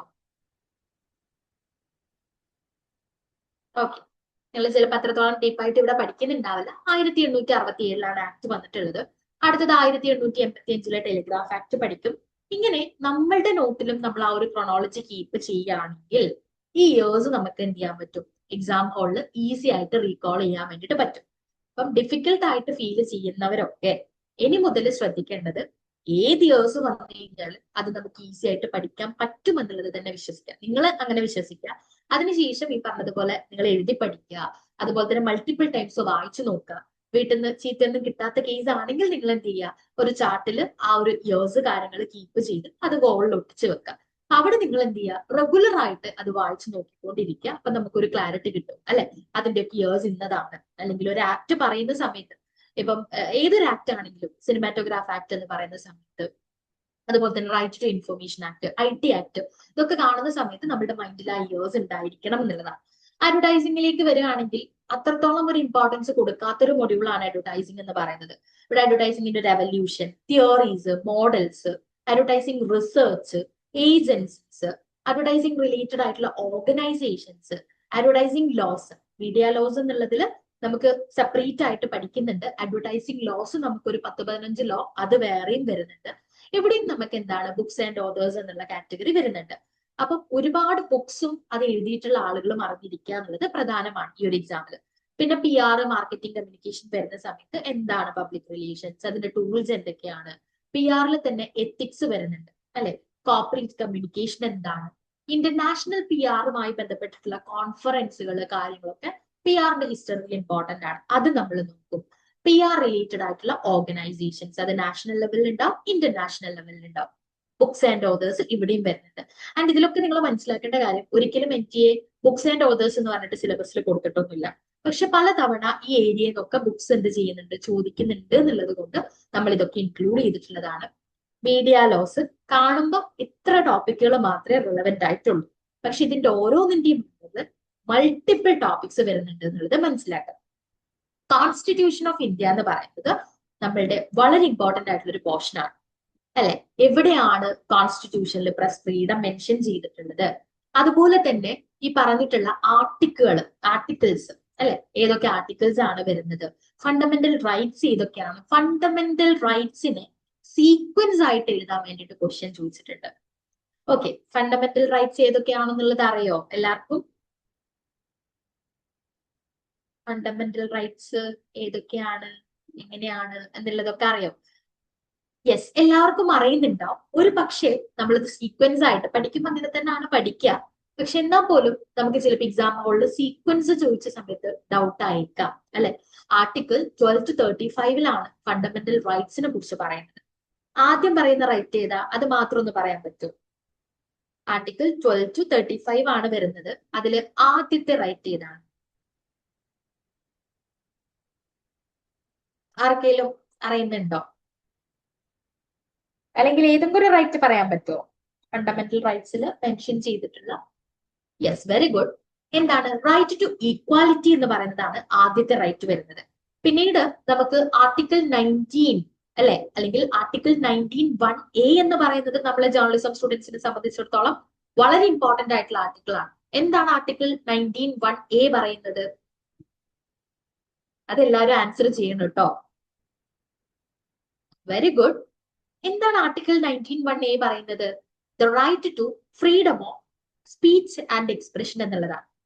അപ്പം നമ്മളോട് പലപ്പോഴും നിങ്ങളൊക്കെ കേട്ടിട്ടുള്ള ഒരു ചോദ്യം ആയിരിക്കും, എവിടെയാണ് ഇന്ത്യൻ കോൺസ്റ്റിറ്റ്യൂഷനിൽ മീഡിയ ഫ്രീഡം അല്ലെങ്കിൽ പ്രസ് ഫ്രീഡം മെൻഷൻ ചെയ്തിട്ടുള്ളത്? അങ്ങനെ എവിടെയെങ്കിലും ഇന്ത്യൻ കോൺസ്റ്റിറ്റ്യൂഷനിൽ സ്പെസിഫിക് ആയിട്ട് പ്രസ് ഫ്രീഡം മെൻഷൻ ചെയ്തിട്ടുണ്ട്? ഇതൊക്കെ നമ്മൾ ജേർണലിസം കുട്ടികൾ ബേസിക് ആയിട്ട് അറിയേണ്ട സംഗതികളാണ് കേട്ടോ. അറിയോ എവിടെയെങ്കിലും പ്രസ് ഫ്രീഡം എന്ന് പറഞ്ഞിട്ട് സ്പെസിഫിക് ആയിട്ട് മെൻഷൻ ചെയ്തിട്ടുണ്ടോ? യെസ്, ഈ ഒരു സെഷന് ശേഷം നിങ്ങൾ അത് അറിയാതെ പോകരുത് കേട്ടോ. പ്രസ് ഫ്രീഡം എന്ന് പറഞ്ഞിട്ട് ഒരു സ്ഥലത്തും ഇന്ത്യൻ കോൺസ്റ്റിറ്റ്യൂഷനിൽ മെൻഷൻ ചെയ്തിട്ടില്ല. പക്ഷേ നേരത്തെ പറഞ്ഞിട്ടുള്ള article 19(1)(a) right to freedom of speech and എക്സ്പ്രഷന്റെ അണ്ടറിലാണ് പ്രസ് ഫ്രീഡവും വരുന്നത്. അതുകൊണ്ട് തന്നെയാണ് നമുക്ക് ഈ ഒരു കോൺസ്റ്റിറ്റ്യൂഷനെ കുറിച്ച് നമ്മൾ വളരെ ഡീറ്റെയിൽഡ് ആയിട്ട് ഈ ഒരു പഠിക്കാനുള്ളത്. കൃത്യമായിട്ട് പറഞ്ഞിട്ടുണ്ട് right to freedom of speech and expression in Indian constitution എന്ന് പറയുന്ന ടോപ്പിക്ക് വരുന്നുണ്ട്. പ്രസ് ലെജിസ്ലേഷന്റെ ഒരു ഹിസ്റ്ററി അതെവിടെ തുടങ്ങുമെന്ന് പറഞ്ഞു കഴിഞ്ഞാൽ ഞാൻ പറഞ്ഞതുപോലെ എങ്ങനെയാണ് ഇന്ത്യയിൽ പ്രസ് ലോ വന്നേന്നുള്ളതാണ്. അതായത് 1776 വില്യം ബോൾസിന്റെ ഒരു ചരിത്രം തുടങ്ങിയിട്ട് വർക്കിംഗ് ജേർണലിസ്റ്റുകൾ ആക്ട്, വർക്കിംഗ് ജേർണലിസ്റ്റ് ആക്ട് വന്നു. അതുപോലെ തന്നെ പാർലമെന്ററി പ്രൊസീഡിങ്സ് ആക്ട് വരുന്നുണ്ട്, പ്രസ് കൗൺസിൽ ആക്ട് വരുന്നുണ്ട്. ഇങ്ങനെ ഒരുപാട് ആക്ടുകളുടെ ഒരു ചരിത്രം നമ്മൾ പഠിക്കും. പിന്നെ മീഡിയ റിലേറ്റഡ് ആയിട്ടുള്ള ആക്ടുകൾ, അവിടെയും നമ്മൾ എന്ത് ചെയ്യും, ഒരു 20-നടുത്ത് ആക്ടുകളെ വളരെ ഡീറ്റെയിൽഡ് ആയിട്ട് നമ്മൾ പരിശോധിക്കുന്നുണ്ട്. അതിൽ വന്നിട്ടുള്ള അമെന്റ്മെന്റുകളെ കുറിച്ചും അപ്ഡേറ്റുകളെ കുറിച്ചും നമ്മൾ പഠിക്കും. ദെൻ INB മിനിസ്ട്രി അല്ലെ, ഇൻഫർമേഷൻ ആൻഡ് ബ്രോഡ്കാസ്റ്റിംഗ് മിനിസ്ട്രി. അതുപോലെ തന്നെ മീഡിയ റിലേറ്റഡ് ആയിട്ടുള്ള ഒരുപാട് പ്രൊഫഷണൽ ഓർഗനൈസേഷൻ ഉണ്ട്. ABC അല്ലെ, ഓഡിറ്റ് ബ്യൂറോ ഓഫ് സർക്കുലേഷൻ വരുന്നുണ്ട്. ഒരുപാട് ഏജൻസികൾ, PIB പ്രസ് ഇൻഫർമേഷൻ ബ്യൂറോ, ഇതൊക്കെ എന്താണ് നമ്മുടെ ഈ പറഞ്ഞിട്ടുള്ള INB മിനിസ്ട്രീന്റെ അണ്ടറിൽ തന്നെ വരുന്നതാണ്. ദെൻ 7th മൊഡ്യൂളിലേക്ക് പോകുന്ന സമയത്ത് നമുക്ക്, ഞാൻ കംപ്ലീറ്റ് ആയിട്ടും ടോപ്പിക്കുകൾ ഡിസ്കസ് ചെയ്യാന്നുള്ളതല്ല കേട്ടോ ഉദ്ദേശിച്ചത്, ജസ്റ്റ് ഒന്ന് പറഞ്ഞു പോവാന്നുള്ളതാണ്. മീഡിയ മാനേജ്മെന്റിലേക്ക് പോകുന്ന സമയത്ത് ക്യാമറ, കുറച്ചും കൂടെ ബാക്കി ഇതുവരെ പറഞ്ഞിട്ടുള്ള എല്ലാ കാര്യങ്ങളും പ്യോർലി തിയോററ്റിക്കൽ ആണ് അല്ലെ. പക്ഷേ മീഡിയ മാനേജ്മെന്റ് എന്ന് പറയുന്ന ഒരു മൊഡ്യൂളിൽ മാത്രമേ കുറച്ചും കൂടെ പ്രാക്ടിക്കൽ ആയിട്ടുള്ള കാര്യങ്ങൾക്ക് ഇമ്പോർട്ടൻസ് വരുന്നുള്ളൂ. അതായത് എന്താണ് ക്യാമറ, ക്യാമറയുടെ ബേസിക്സ് എന്താണ്, ഷട്ടർ സ്പീഡ് എങ്ങനെയാണ് ഡെപ്ത് ഓഫ് ഫീൽഡിനെ എഫക്ട് ചെയ്യുന്നത്, അതൊക്കെ കുറച്ചുകൂടെ പ്രാക്ടിക്കൽ ആയിട്ട് നമ്മൾ ചിന്തിക്കേണ്ട കാര്യങ്ങളാണ്. ജസ്റ്റ് ആർട്ട് പ്രിൻസിപ്പിൾ എന്ന് പറയുന്നത് കോമ്പോസിഷനുമായിട്ട് ബന്ധപ്പെട്ടുള്ള പ്രിൻസിപ്പിൾ ആണ്. മീഡിയ പ്രൊഡക്ഷൻ, അതുപോലെ തന്നെ പ്രിന്റിംഗ് എന്ന് പറയുന്ന ഒരു സംഗതി മീഡിയ പ്രൊഡക്ഷനിൽ വരുന്നതാണ്. Printing, different type of printing ഉണ്ട്, അതിന്റെയൊക്കെ ഒരു പ്രോസസ്സ്, മീഡിയ ഓണർഷിപ്പ്, ഇതൊക്കെയാണ് മീഡിയ മാനേജ്മെന്റ് ആൻഡ് പ്രൊഡക്ഷനിൽ നമ്മൾ പഠിക്കുന്നത്. ഇവിടെ എന്താണ്, നമ്മൾ ഇതുവരെ പറഞ്ഞ ടോപ്പിക്കുകളിൽ നിന്നും വ്യത്യസ്തമായിട്ട് നമുക്കൊരു പ്രൊഡക്ഷൻ സൈഡ് എന്ന് പറയുന്നത് ഈ ഒരു മൊഡ്യൂളിൽ മാത്രമാണ് വരുന്നത്. അടുത്ത നമ്മൾ ഫിലിമിലേക്ക് പോകുന്ന സമയത്തും അടുത്തത് ICT ആണ് വരുന്നത്. ICTയിലും ഞാൻ പറഞ്ഞതുപോലെ ഈ കൊടുത്ത 3 ടോപ്പിക്സിന്റെ അണ്ടറിൽ തന്നെ വരുന്ന ഡൈവേഴ്സ് ആയിട്ടുള്ള ടോപ്പിക്കുകളാണ് കേട്ടോ. ICT എങ്ങനെയാണ് ഗവൺമെന്റിൽ വരുന്നത്, എഡ്യൂക്കേഷനിൽ എങ്ങനെയാണ് വരുന്നത്, ഒരുപാട് പുതിയ ഇനീഷ്യേറ്റീവുകൾ വരുന്നുണ്ട് അല്ലെ. നിങ്ങൾക്ക് തന്നെ അറിയാം, നിങ്ങൾ തന്നെ ഫെമിലിയർ ആയിട്ടുള്ള ഒരുപാട് ഇനീഷ്യേറ്റീവ്സ് ഉണ്ടാവും. അതൊക്കെ എന്താണ്, ICT ഇൻ എഡ്യൂക്കേഷൻ അല്ലെങ്കിൽ ICT ഇൻ ഗവേണൻസിൽ വരുന്നതാണ്. പിന്നെ നമുക്ക് ഒരുപാട് ടെർമിനോളജീസ്, ഈ ഒരു information and technology, information communication ടെക്നോളജിയുമായി ബന്ധപ്പെട്ടിട്ടുള്ള ടെർമിനോളജീസ് അല്ലെ. എന്താണ് HTTP എന്ന് പറയുന്നത്, അല്ലെ URL എന്താണ്, ഇതിന്റെയൊക്കെ എക്സ്പാൻഷൻ എന്താണ്, ഫുൾ ഫോം എന്താണ്, ഇങ്ങനെയൊക്കെ ചോദിക്കും. അതുപോലെ തന്നെ ആനിമേഷൻ എന്നുള്ളതിന് ഇമ്പോർട്ടന്റ് ആയിട്ടുള്ള ഒരു ഏരിയ ആണ് ആനിമേഷൻ, അതിന്റെ ഹിസ്റ്ററി, സ്റ്റുഡിയോസ്, കാര്യങ്ങളൊക്കെ നമുക്ക് ഇവിടെ വരുന്നുണ്ട്. Then film and visual communication എന്ന് പറയുന്ന 10th മൊഡ്യൂളിലേക്ക് പോകുന്ന സമയത്ത് അവിടെ നമ്മൾ ഏറ്റവും കൂടുതൽ ഫോക്കസ് ചെയ്യുന്നത് ഫിലിംസും അതിന്റെ ഡയറക്ടേഴ്സിലും തന്നെയാണ്. ഏതൊക്കെ ഫിലിംസ് ആണ് വരുന്നത്, ഏതൊക്കെ ഡയറക്ടേഴ്സ് ആണ് വരുന്നത്, പിന്നെ എന്താണ് ഫിലിം തിയോറീസ് വരുന്നുണ്ട്. മൂവീസ് ആൻഡ് ഡയറക്ടേഴ്സ് തന്നെയാണ് ഇമ്പോർട്ടന്റ്. അത് ഇന്ത്യൻ കോണ്ടെക്സ്റ്റിലും ഉണ്ട്, അതല്ലാതെയുള്ള ഇന്റർനാഷണൽ കോണ്ടെക്സ്റ്റിലും നമുക്ക് വരുന്നുണ്ട്. പിന്നെ ഫിലിം അവാർഡ്സിനെ കുറിച്ച്, എസ്പെഷ്യലി നമ്മുടെ ഓസ്കാർ എക്സാം പോയിന്റ് ഓഫ് വ്യൂല് വളരെ ഇമ്പോർട്ടന്റ് ആണ്. അപ്പം എല്ലാ വർഷവും ഓസ്കാർ ഡിക്ലെയർ ചെയ്യാറുണ്ട് അല്ലെ. ഏത് മന്തിലാണ് ഓസ്കാർ ഡിക്ലെയർ ചെയ്യാറുള്ളത്, ഏത് മാസമാണ് ഓസ്കാർ അനൗൺസ് ചെയ്യാറുള്ളത് അറിയോ? എല്ലാ വർഷവും മാർച്ചിലാണ് അല്ലെ ഓസ്കാർ അവാർഡ് പ്രഖ്യാപിക്കാറുള്ളത്. അവിടെ നമ്മൾ മനസ്സിലാക്കേണ്ടത്, മാർച്ചിൽ പ്രഖ്യാപിച്ചിട്ടുണ്ടെങ്കിൽ ജൂണിൽ എക്സാമിലും ഡിസംബറിൽ എക്സാമിലും ആ ഒരു വർഷത്തെ അവാർഡ് വിന്നേഴ്സിനെ തന്നെയായിരിക്കും നമ്മൾ ചോദിക്കുക.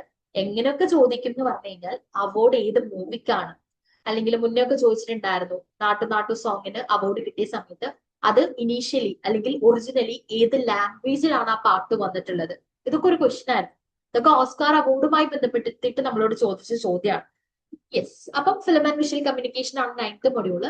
ആൻഡ് 10th മൊഡ്യൂൾ വളരെ ഇമ്പോർട്ടന്റും അതുപോലെ തന്നെ പക്ഷെ ഈസിയാണ് പഠിക്കാൻ വേണ്ടിയിട്ട്. കമ്മ്യൂണിക്കേഷൻ റിസർച്ച് എന്തുകൊണ്ട് ഇമ്പോർട്ടന്റ് ആവുന്നു എന്ന് ചോദിച്ചു കഴിഞ്ഞാൽ, പലരും ഈ ഒരു നെറ്റ് എക്സാം ക്വാളിഫൈ ചെയ്യുന്നതിന്റെ ഉദ്ദേശം റിസർച്ച് ഫീൽഡിലേക്ക് പോവുക എന്നുള്ളതാണ് അല്ലെ, റിസർച്ച് ചെയ്യുക എന്നുള്ളതാണ്. അപ്പൊ എങ്ങനെ നമുക്ക് റിസർച്ച് ചെയ്യാം, അതിന്റെ പ്രോസസ് എന്താണ്, മീഡിയയിൽ എങ്ങനെയാണ് റിസർച്ച് വരുന്നത്, അഡ്വർടൈസിംഗിൽ റിസർച്ച് ഉണ്ട്, PR റിസർച്ച് ഉണ്ട്, ഇതിലൊക്കെ റിസർച്ചുകൾ എങ്ങനെയാണ് വർക്ക് ചെയ്യുന്നത്, റിസർച്ചിന്റെ ടൈപ്സ്, സാമ്പിളിങ്, അതിന്റെ പ്രോസസ്സ്, മെത്തേഡ്സ്, റിസർച്ച് എത്തിക്സ്, ഇതൊക്കെയാണ് നമുക്ക് എന്ത് ചെയ്യുന്നത് നമ്മുടെ ഈ ഒരു കമ്മ്യൂണിക്കേഷൻ റിസർച്ച് എന്ന് പറയുന്ന 10th മൊഡ്യൂളിൽ വരുന്നത്. അപ്പം ഞാൻ വളരെ ബ്രീഫായിട്ട് എന്തൊക്കെയാണ് നമുക്ക് പഠിക്കാനുള്ളത് എന്നുള്ളതിന്റെ ഒരു ഔട്ട്ലൈന് മാത്രമാണ് ഇപ്പൊ തന്നിട്ടുള്ളത്. ഇനി ഒരു കാര്യം ചോദിക്കട്ടെ, നിങ്ങൾ ആത്മാർത്ഥമായിട്ട് ഇനി മുതൽ പഠിക്കാൻ റെഡിയാണോ? ഈ ഒരു UGC നെറ്റ് എക്സാമിന് വേണ്ടിയിട്ട് പഠിക്കാൻ റെഡിയാണോ? എത്ര പേര് റെഡി ആണെന്നുള്ളതൊന്ന് ചാറ്റ് ബോക്സിൽ പറയും. അങ്ങനെയാണെങ്കിൽ നിങ്ങൾക്ക് കുറച്ച് ടിപ്സ് തരാൻ വേണ്ടിയിട്ടാണ് കേട്ടോ. യെസ്, എത്ര പേര് റെഡിയാണ്?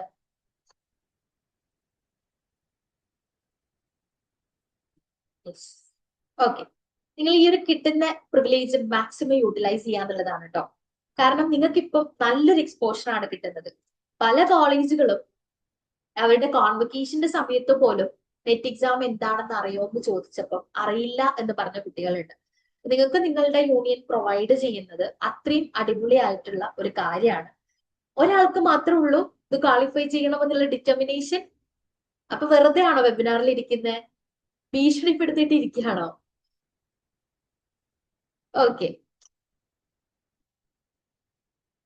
യെസ്, എന്നാലും രണ്ടുപേരേ ഉള്ളൂ. Okay okay okay. അല്ലെങ്കിൽ അങ്ങനൊക്കെ വിചാരിക്കും കേട്ടോ, ഇനിയിപ്പൊ ഭീഷണിപ്പെടുത്തിയിട്ട് ഇതിൽ പാർട്ടിസിപ്പൻസിന് വേണ്ടിയിട്ട് കൊണ്ടുവന്നതാണെന്നൊക്കെ. ഓക്കെ, അപ്പം ബാക്കിയുള്ളവരും ഡിറ്റർമിൻഡ് ആണെന്ന് ഞാൻ വിചാരിക്കുന്നു. നിങ്ങൾ പഠിക്കാൻ റെഡി ആണെങ്കിൽ നിങ്ങൾക്ക് എന്തായാലും ഇത് ക്വാളിഫൈ ചെയ്യാൻ വേണ്ടിയിട്ട് പറ്റും.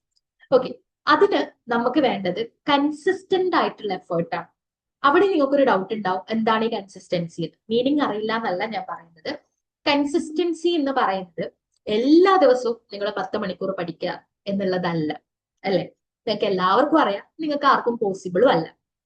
കൺസിസ്റ്റൻസി എന്ന് പറയുന്നത് ഈ ഒരു എക്സാമിനെ നിങ്ങൾ മനസ്സിലാക്കുക, അതുപോലെ തന്നെ ഡെയിലി ബേസിസിൽ നിങ്ങളുടെ ഈ ഒരു ലക്ഷ്യത്തിന് വേണ്ടിയിട്ട് നിങ്ങൾ എന്തെങ്കിലുമൊക്കെ കോൺട്രിബ്യൂട്ട് ചെയ്യാം. ചിലപ്പോൾ ഒരു ദിവസം അരമണിക്കൂറായിരിക്കും പഠിക്കുന്നുണ്ടാവുക, അത് മതി. നിങ്ങൾ ഈ പറയുന്ന പോലെ കോമ്പറ്റീഷൻ കൂടാണ്, എല്ലാ ഇന്ത്യയിലുള്ള മൊത്തം മാസ് കമ്മ്യൂണിക്കേഷനിലെ സ്റ്റുഡൻസ് ഇതിനു വേണ്ടി വർക്ക് ചെയ്യാണ്. അതൊക്കെ നിങ്ങളെ സംബന്ധിച്ചിടത്തോളം ഒരു കോമ്പറ്റീഷൻ തന്നെയാണ്. പക്ഷെ നിങ്ങളുടെ ലെവൽ അനുസരിച്ചിട്ട് ഈ ഒരു എക്സാമിനെ മനസ്സിലാക്കുകയും അതിനനുസരിച്ച് നിങ്ങൾ ഇപ്പൊ തന്നെ ഒരു പ്ലാനോട് കൂടിയിട്ട് പോവുകയാണെങ്കിൽ ജൂണിൽ തന്നെ നിങ്ങൾക്ക് ക്രാക്ക് ചെയ്യാൻ പറ്റുമെന്നുള്ളതിൽ യാതൊരു ഡൗട്ടും ഇല്ല. ഓക്കെ, പക്ഷെ നമ്മുടെ ഇതിൽ എന്ത് വേണം? നിങ്ങൾ പഠിക്കാൻ ഇന്ന് തുടങ്ങിയിട്ടുണ്ടെങ്കിൽ ഇന്നു മുതലുള്ള എല്ലാ ദിവസവും ഒരു മിനിമം ഭാഗം നമ്മൾ പഠിച്ചിട്ടുണ്ട് എന്നുള്ളത് ഉറപ്പുവരുത്തുക എന്നുള്ളത് നിങ്ങൾ ചെയ്യേണ്ട കാര്യമാണ്. ഈ ഒരു എക്സാമിന്റെ ഒരു പാറ്റേൺ ഇങ്ങനെയാണ്. ഞാൻ പറഞ്ഞു, 300-ൽ 300 സ്കോർ ചെയ്തിട്ട് ഇതുവരെ ഇന്ത്യയിൽ ആരും UGC നെറ്റ് JRF ക്വാളിഫൈ ചെയ്തിട്ടില്ല. അപ്പം 300-ൽ 300 മാർക്ക് വാങ്ങുക എന്നുള്ളത് നമ്മളും ലക്ഷ്യം വെക്കേണ്ട ആവശ്യമില്ല. അപ്പൊ വെക്കേണ്ടേന്ന് ചോദിച്ചു കഴിഞ്ഞാൽ അതിന്റെ ആവശ്യമില്ല എന്നുള്ളതാണ്. ഓക്കെ, നമ്മളൊരു 220 ഒരു 230 ഒക്കെ കണ്ടിട്ട് നമ്മളത് ടാർഗറ്റ് ചെയ്യാം. അത് നമുക്ക് അച്ചീവ് ചെയ്യുന്നതിലേക്ക് ഡെയിലി വർക്ക് ചെയ്യുന്നുണ്ട് എന്നുള്ളത് ഉറപ്പുവരുത്താം. ഞാൻ നേരത്തെ പറഞ്ഞല്ലോ, ഇപ്പൊ മീഡിയ ലോസ് പഠിക്കുന്ന സമയത്ത് നമ്മുടെ കയ്യിൽ എന്തുണ്ടാവണം?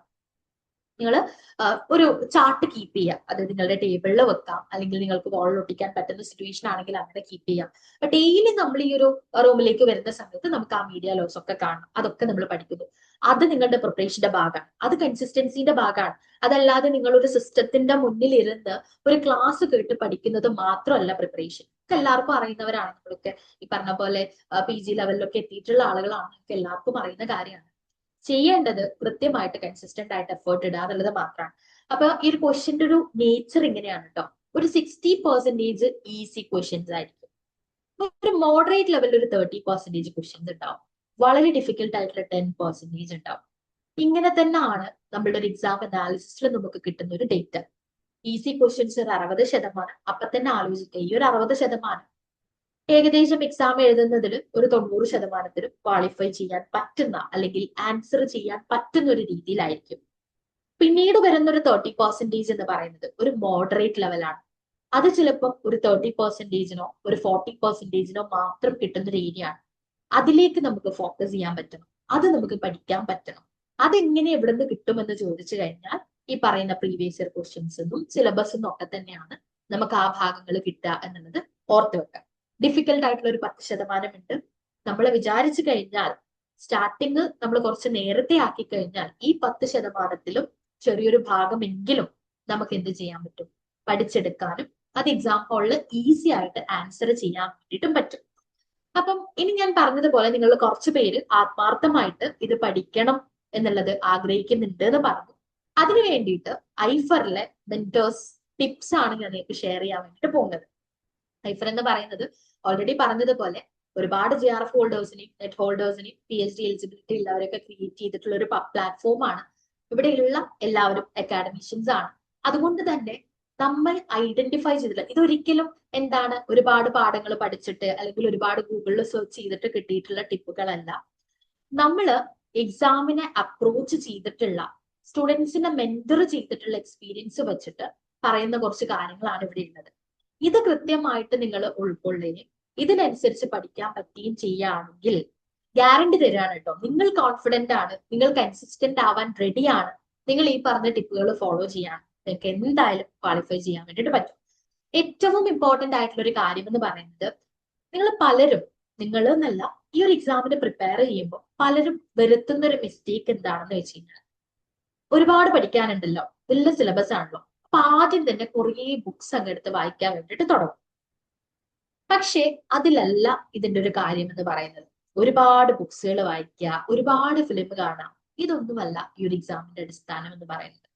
പക്ഷെ നമ്മള് മിനിമൽ ആയിട്ട് എന്തൊക്കെയാണ് ആവശ്യം, അതിനൊരു ബൗണ്ടറി സെറ്റ് ചെയ്യാൻ വേണ്ടിയിട്ട് നമുക്ക് അറിയണം. ഓക്കെ, പലപ്പോഴും പല കുട്ടികളും പറഞ്ഞു കേട്ടിട്ടുണ്ട്, ആദ്യം ഞാൻ നെറ്റ് എക്സാമിന് പ്രിപ്പയർ ചെയ്യുന്നതൊക്കെ ഒറ്റക്ക് പ്രിപ്പയർ ചെയ്തതായിരുന്നു. പക്ഷെ അവിടെ ഞാൻ ഫേസ് ചെയ്ത ഏറ്റവും വലിയൊരു കാര്യം എന്ന് പറയുന്നത്, എനിക്കറിയില്ലായിരുന്നു എന്താണ് ചെയ്യേണ്ടത്, എങ്ങനെയാണ് പഠിക്കേണ്ടത്, എവിടെയാണ് ഞാൻ ലിമിറ്റ് ചെയ്യേണ്ടത് എന്ന് എനിക്കറിയില്ലായിരുന്നു. ഇതൊരു പ്രധാനപ്പെട്ട ഒരു ഇഷ്യൂ ആയിട്ട് പലരും പറഞ്ഞിട്ടുണ്ടായിരുന്ന ഒരു സംഗതിയാണ്. ഐഫറിലെ പല കുട്ടികളും ജോയിൻ ചെയ്ത സമയത്ത് പറഞ്ഞിട്ടുണ്ടായിരുന്നത്, 4-5 തവണ എക്സാം അറ്റൻഡ് ചെയ്തു, ഓരോ എക്സാം കഴിയുമ്പോഴും എനിക്കിത് അടുത്തൊരു എക്സാമിൽ ക്വാളിഫൈ ചെയ്യാൻ പറ്റുമെന്നുള്ള കോൺഫിഡൻസോടെ ഇറങ്ങാറുണ്ട്, പക്ഷെ ക്വാളിഫൈ ചെയ്യാൻ പറ്റുന്നില്ല. അതെന്തുകൊണ്ടാണെന്ന് ചോദിച്ചു കഴിഞ്ഞാൽ, സിലബസിന് മനസ്സിലാക്കിയിട്ടും PYQസിന് അനലൈസ് ചെയ്തിട്ടുമുള്ള കൃത്യമായിട്ടുള്ള ഒരു ബൗണ്ടറി സെറ്റ് ചെയ്യാൻ അവർക്ക് പറ്റിയിട്ടില്ല എന്നുള്ളതാണ്. അതുകൊണ്ട് തന്നെ ഒരുപാട് ബുക്സ് വായിക്കുക എന്നുള്ളതല്ല, ഒരുപാട് റെഫർ ചെയ്യുക എന്നുള്ളതല്ല നമ്മളെ സംബന്ധിച്ചിടത്തോളം ഇമ്പോർട്ടൻറ്റ്. പിന്നെ എന്താണ് ഇമ്പോർട്ടൻറ്റ്, എത്രത്തോളം നമുക്ക് റീകോൾ ചെയ്യാൻ പറ്റുന്നുണ്ട്, കണക്ട് ചെയ്യാൻ പറ്റുന്നുണ്ട്, ഓപ്ഷൻസ് എലിമിനേറ്റ് ചെയ്യാൻ പറ്റുന്നുണ്ട്. വളരെ ഇമ്പോർട്ടന്റ് ആണ് എലിമിനേഷൻ മെത്തേഡ് എന്ന് പറയുന്നത്. ഇത് നിങ്ങൾക്ക് യൂണിവേഴ്സിറ്റി എക്സാമിലൊന്നും കിട്ടാത്തൊരു കാര്യം കൂടാണ് അല്ലെ. അതായത് ഒരു ക്വസ്റ്റ്യനില് 4 ഓപ്ഷൻസ് തരുന്ന സമയത്ത് നമുക്ക് 3 ഓപ്ഷൻസ് ഇതല്ല എന്ന് നമ്മൾ മനസ്സിലാക്കുകയാണെങ്കിൽ, അല്ലെ ക്വസ്റ്റ്യന്റെ അടിസ്ഥാനത്തിൽ ഇത് 3ഉമല്ല, അങ്ങനെ നമുക്ക് എലിമിനേറ്റ് ചെയ്തിട്ട് നമ്മുടെ കറക്റ്റ് ഓപ്ഷനിലേക്ക് എത്താൻ പറ്റും. നമ്മുടെ കറക്റ്റ് ആൻസർ നമുക്ക് അറിയില്ലെങ്കിൽ പോലും ബാക്കി ഓപ്ഷൻസ് ഒന്നും അല്ല എന്നുള്ളൊരു ധാരണ നമുക്ക് ഉണ്ടെങ്കിൽ ഇതിന്റെ ആൻസറിലേക്ക് എത്താൻ വേണ്ടിയിട്ട് പറ്റും. കുറച്ച് സ്ട്രാറ്റജിക് ആയിട്ടുള്ള ഒരു ഗെയിമാണ് ഇത് കേട്ടോ. UGC നെറ്റ് എക്സാം എന്ന് പറയുന്നത് കുറച്ചുകൂടി സ്ട്രാറ്റജിക് ആയിട്ടുള്ള ഗെയിമാണ്. ഓക്കെ, ദെൻ കൺസൈസ് ആയിട്ടുള്ള നോട്ടുകൾ നമ്മൾ കീപ്പ് ചെയ്യുക എന്നുള്ളത് വളരെ ഇമ്പോർട്ടന്റ് ആണ്. ഒരു കാര്യം ഞാൻ പഠിപ്പിക്കുന്ന സമയത്ത് അല്ലെങ്കിൽ വേറൊരാൾ പഠിപ്പിക്കുന്ന സമയത്ത് ആ കാര്യത്തെ വളരെ വിശദമായിട്ട് അവർ പഠിപ്പിക്കുന്നുണ്ടെങ്കിൽ പോലും നമ്മളുടേതായിട്ടുള്ള ഒരു അണ്ടർസ്റ്റാൻഡിങ് അതിന് ഉണ്ടാക്കിയെടുക്കുക എന്നുള്ളതാണ് അടുത്തൊരു ഇമ്പോർട്ടന്റ് ആയിട്ടുള്ള ഒരു കാര്യം എന്ന് പറയുന്നത്. ഞാൻ നേരത്തെ പറഞ്ഞു, നമ്മുടെ communication for development and social change എന്ന് പറയുന്ന മോഡ്യൂളിൽ നമുക്ക് ഡെഫിനിഷൻസ് പഠിക്കാനുണ്ട്. അതിൽ ഏറ്റവും പ്രധാനപ്പെട്ട ഒരു ഡെഫിനിഷനാണ് നോറ ഗബ്രിയലിന്റെ ഡെഫിനിഷൻ എന്ന് പറയുന്നത്. ഓക്കെ, അത് തുടങ്ങുന്നത് development communication art and science of human communication എന്നുള്ള രീതിയിലാണ്. ഞാൻ എന്തിനത് പറഞ്ഞു എന്ന് ചോദിച്ചു കഴിഞ്ഞാൽ, അത് അത്യാവശ്യം ലെങ്തി ആയിട്ടുള്ള ഒരു ഡെഫിനിഷനാണ്. പക്ഷെ ഞാൻ കുട്ടികളെ പഠിപ്പിക്കാറുള്ളത് അതിന് സ്പ്ലിറ്റ് ചെയ്തിട്ടാണ്. എന്തൊക്കെ ടേംസ് ആണ് നമ്മളുടെ മൈൻഡിൽ ഓർക്കാൻ പറ്റുക, അത് മാത്രമേ നമ്മൾ ഓർക്കാറുള്ളൂ. അതല്ലാതെ നമ്മൾ എന്ത് ചെയ്യാണ്, ഒരു 4 ലൈൻ സെന്റൻസ് അത് അതുപോലെ പഠിപ്പിക്കുക എന്നുള്ളതല്ല. എന്താണ് ആർട്ട് ആൻഡ് കമ്മ്യൂണിക്കേഷൻ, അതുപോലെ തന്നെ transformation from poverty to economic growth, ഇങ്ങനെ കുറച്ച് ടേംസ് പറഞ്ഞിട്ടാണ്, അല്ലെങ്കിൽ കുറച്ച് ഓർക്കാൻ പറ്റുന്ന കാര്യങ്ങൾ വെച്ചിട്ടാണ് നമ്മൾ ആ ഡെഫിനിഷനെ കണക്ട് ചെയ്യാറുള്ളത്. എക്സാമിലും അങ്ങനെ മാത്രം നമ്മൾ അറിഞ്ഞാൽ മതി. അതല്ലാതെ ഈ ഡെഫിനിഷൻ എഴുതാൻ വേണ്ടിയിട്ട് ഒരിക്കലും നമ്മളോട് നെറ്റിന്റെ ക്വസ്റ്റ്യൻ ചോദിക്കുന്നില്ലല്ലോ. ഏതൊരു കൺസെപ്റ്റ് പഠിക്കുമ്പോഴും എന്റേതായ രീതിയിൽ അത് മനസ്സിലാക്കുക എന്നുള്ളത്, ആ രീതിയിൽ അതിന് നോട്ട് ചെയ്യുക, അതും വളരെ ഇമ്പോർട്ടന്റ് ആണ്. നോട്ട് ചെയ്യാന്ന് പറയുമ്പോൾ ഒരിക്കലും വളരെ ലെങ്തി ആയിട്ടുള്ള നോട്ട് ആവരുത്. എങ്ങനെയാണോ നിങ്ങളുടെ മൈൻഡിന് പ്രോസസ് ചെയ്യാൻ വേണ്ടിയിട്ട് എളുപ്പം, ആ രീതിയിൽ മാത്രം നിങ്ങൾ കൺസൈസ് ആയിട്ടുള്ള ക്വിക്ക് നോട്ടുകൾ എഴുതി വെക്കുക. ഒരു വലിയൊരു ടോപ്പിക്കിനെ നമുക്കൊരു ഹാഫ് പേജിൽ എങ്ങനെ അതിനെ അട്രാക്റ്റീവ് ആയിട്ട് എഴുതാം, ഡിഫറെന്റ് കളർ പെന്നുകൾ യൂസ് ചെയ്യാം. ഇതിലിപ്പോ നിങ്ങൾക്ക് ഒരു ഡൗട്ട് ഉണ്ട്, ഈ കാലഘട്ടത്തിൽ നോട്ട് എഴുതുക എന്നുള്ളത്, നോട്ട് എഴുതുക. ഞാൻ നോട്ട് എഴുതാൻ തന്നെയാണ് പ്രൊമോട്ട് ചെയ്യുക. കാരണം എക്സാമിന് നമ്മൾ തലേന്ന് നോക്കുന്ന സമയത്ത് ഒരു ശൂന്യമായ നമ്മളുടെ ഒരു മനസ്സ് അല്ലെങ്കിൽ ഒരു സംഗതികൾ കൊണ്ട് പോകുന്നതിലും നല്ലത് നമ്മുടെ കയ്യിൽ ഒരു ബുക്ക് ഉണ്ടാവുക, അതിൽ നിറയെ കോണ്ടന്റ് ഉണ്ടാവുക, അതൊക്കെ ഒന്ന് കവർ ചെയ്ത് റിവൈസ് ചെയ്ത് നമുക്ക് പോകാൻ വേണ്ടിയിട്ട് പറ്റും. പിന്നെ ഞാൻ പറഞ്ഞ അടുത്തൊരു പോയിന്റ് ആണ് ഇന്റർ കണക്ഷൻ ഓഫ് ടോപ്പിക്സ് എന്നുള്ളത്. അതിൽ നമ്മൾ കൂടുതൽ ഫോക്കസ് ചെയ്യാം. അതാണ് നമ്മൾ ഈ ഒരു എക്സാമിൽ ഏറ്റവും കൂടുതൽ ഹെൽപ്പ് ചെയ്യുക. ഒരു ടോപ്പിക് പഠിക്കുന്ന സമയത്ത് അതുമായി ബന്ധപ്പെട്ടിട്ട് ഇങ്ങനെ ഒരു സംഗതിയും കൂടെ ഉണ്ട്, അത് ഇങ്ങനെയാണ് ആപ്ലിക്കബിൾ ആവുന്നത്, ഇങ്ങനെ റിലേറ്റ് ചെയ്ത് നമ്മൾ പറയാറുണ്ടല്ലോ ഹൈപ്പർ ലിങ്ക്, ഹൈപ്പർ ടെക്സ്റ്റ്, ഇതൊക്കെ പുതിയ ടെക്നോളജിയുടെ ഒരു ഇന്നോവേഷൻ ആണ്. അതുപോലെ തന്നെ നമ്മളുടെ ബ്രെയിനിന് ഈ കാര്യങ്ങളിലേക്കൊക്കെ ഒരു ആക്സസ് കൊടുക്കുക. ഹൈപ്പർ ലിങ്ക് ആയിട്ട് വർക്ക് ചെയ്യുക, ഹൈപ്പർ ടെക്സ്റ്റ് ആയിട്ട് വർക്ക് ചെയ്യുക. ഒരു കാര്യം പഠിക്കുമ്പോൾ ഞാൻ നേരത്തെ പറഞ്ഞു 1776 വില്യം പോൾസിന്റെ കാര്യം പഠിക്കുന്ന സമയത്ത് അന്ന് മീഡിയ ലോസിന് ഒരു തുടക്കമുണ്ട്. അപ്പൊ എങ്ങനെയാണ് മീഡിയ ലോസ് തുടങ്ങുന്നത്, അദ്ദേഹത്തിന് പുറത്താക്കപ്പെടുന്നുണ്ട്, ഇത്തരത്തിലുള്ള കാര്യങ്ങളൊക്കെ കണക്ട് ചെയ്ത് നമ്മൾ പഠിക്കുക. ഒരു ഹൈപ്പർ ലിങ്ക് ആയിട്ട് നമ്മുടെ ബ്രെയിനെ വർക്ക് ചെയ്യിപ്പിക്കുക എന്നുള്ളത് വളരെ ഇമ്പോർട്ടന്റ് ആണ്. അടുത്തത് ഞാൻ തുടക്കത്തിലെയും ലാസ്റ്റിലെയും പോയിന്റ് ഏകദേശം ഒന്ന് തന്നെയാണ്, ഒരു സർക്കുലർ സാധനമാണ്. കാരണം രണ്ടും പറയുന്നത് ഒന്ന് തന്നെയാണ്. ആദ്യം ഒരുപാട് വായിക്കുക എന്നുള്ളത് ഇമ്പോർട്ടന്റ് അല്ലാന്നും ഞാൻ പറഞ്ഞു. പകരം നമുക്ക് റീകോൾ ചെയ്യാനും കണക്ട് ചെയ്യാനും എലിമിനേറ്റ് ചെയ്യാനും പറ്റണം. അതുപോലെ തന്നെയാണ് ഞാൻ പറഞ്ഞ ലിമിറ്റ് സെറ്റ് ചെയ്യുക, ബൗണ്ടറി സെറ്റ് ചെയ്യുക. അൺനെസസറി ആയിട്ടുള്ള ഡെപ്തിലേക്ക് നമ്മൾ പോവാതിരിക്കുക എന്നുള്ളതും ഇത് ക്വാളിഫൈ ചെയ്യുന്നതിന് ഡിറ്റർമിൻ ചെയ്യുന്ന വളരെ ഇമ്പോർട്ടന്റ് ആയിട്ടുള്ള ഒരു ഫാക്ടറാണ്. ഓക്കെ, അപ്പൊ ഇത്രയും കാര്യങ്ങളാണ് എന്റെ ഭാഗത്ത് നിന്ന് എനിക്ക് ഷെയർ ചെയ്യാൻ വേണ്ടിയിട്ടുള്ളത്. ഇനി നിങ്ങൾക്ക് ഡൗട്ടുകൾ ഉണ്ടെങ്കിൽ ചോദിക്കാം. അതുപോലെ തന്നെ ഒരു കാര്യം ഇൻഫോം ചെയ്യാനുള്ളത്, നിങ്ങൾ കുറച്ച് പേര് ഇത്തവണത്തെ എക്സാമിന് അപ്ലൈ ചെയ്തു എന്ന് പറഞ്ഞിട്ടുണ്ട്. നമുക്ക് 11-ാം തീയതി നമ്മളുടെ മാരത്തൺ ക്ലാസ് വരുന്നുണ്ട് പേപ്പർ 2ന്റെ. അത്യാവശ്യം മൊഡ്യൂളുകൾ, എന്തായാലും മിനിമം ഒരു 5 മൊഡ്യൂൾസ് കവർ ചെയ്യുന്ന ഒരു മാരത്തൺ സെഷൻ ആയിരിക്കും. നിങ്ങൾക്ക് പങ്കെടുക്കാൻ ഇൻട്രസ്റ്റ് ഉണ്ടെങ്കിൽ നിങ്ങൾക്കൊന്ന് പറയട്ടോ, നിങ്ങൾ ഇൻഫോം ചെയ്താൽ മതി. ലിങ്കുകളും കാര്യങ്ങളൊക്കെ നിങ്ങൾക്ക് ഗ്രൂപ്പിൽ പ്രൊവൈഡ് ചെയ്യാം. ചിലപ്പോൾ യൂട്യൂബിലായിരിക്കും സ്ട്രീം ചെയ്യുന്നുണ്ടാവും. അങ്ങനെയാണെങ്കിൽ നിങ്ങൾ യൂട്യൂബ് ഒന്ന് ഫോളോ ചെയ്ത് കഴിഞ്ഞാൽ നിങ്ങൾക്ക് ആ ഒരു മാരത്തൺ ക്ലാസ്സും അവൈലബിൾ ആയിരിക്കും.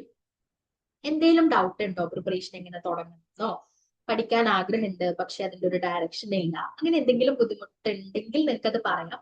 നമുക്കൊന്നും കൂടി ഇതിൽ ഇന്ററാക്റ്റീവ് ആയിട്ട് പോവാം എന്നുള്ളതാണ് കേട്ടോ. ഇത് പറഞ്ഞ് അവസാനിപ്പിക്കുക എന്നുള്ളതല്ല. എന്ത് ഡൗട്ട് ഉണ്ടെങ്കിലും നിങ്ങൾക്ക് ചോദിക്കാം. എന്തെങ്കിലും ഉണ്ടോ?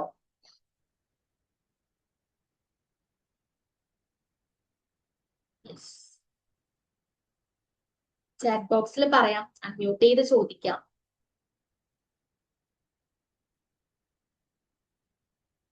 ഒന്നും ഇല്ലാന്നാണോ? Yes, okay. ഈ ഒരു സെഷൻ കഴിഞ്ഞതിന് ശേഷം നിങ്ങൾക്ക് പഠിക്കാനുള്ള എന്തെങ്കിലും ഒരു മോട്ടിവേഷൻ കിട്ടിയിട്ടുണ്ടോ? അതോടെ പറയട്ടോ. പഠിക്കണം എന്ന് തോന്നി തുടങ്ങിയിട്ടുണ്ടോ? അതിനാണ് ഞാൻ പറഞ്ഞതുപോലെ കൃത്യമായിട്ട് നമുക്ക് എന്തറിഞ്ഞിരിക്കണം, ക്വസ്റ്റ്യൻസ് നമ്മൾ ഫെമിലിയർ ആയിരിക്കണം. അതായത് പ്രീവിയസ് ഇയർ ക്വസ്റ്റ്യൻസ് ഒരു 3-4 വർഷത്തേത് നമ്മൾ കൃത്യമായിട്ട് അനലൈസ് ചെയ്യുമ്പോഴാണ് നമുക്ക് ഈ ടോപ്പിക്കുകൾ അൺനെസസറി എന്ന് നമ്മൾ തന്നെ ഡിസൈഡ് ചെയ്യുന്നതാണ്. അത് നിങ്ങൾ അറിയിക്കൂ കേട്ടോ. നമ്മളെ മാരത്തന്റെ ഒക്കെ ഭാഗമായിട്ട് പ്രൊവൈഡ് ചെയ്യുന്നുണ്ടാവും.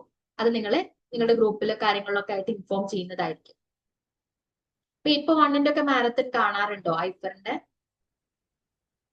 നമ്മൾ 22 hours പ്ലസ് മാരത്തൺ ഒക്കെ കണ്ടക്ട് ചെയ്യാറുണ്ട്.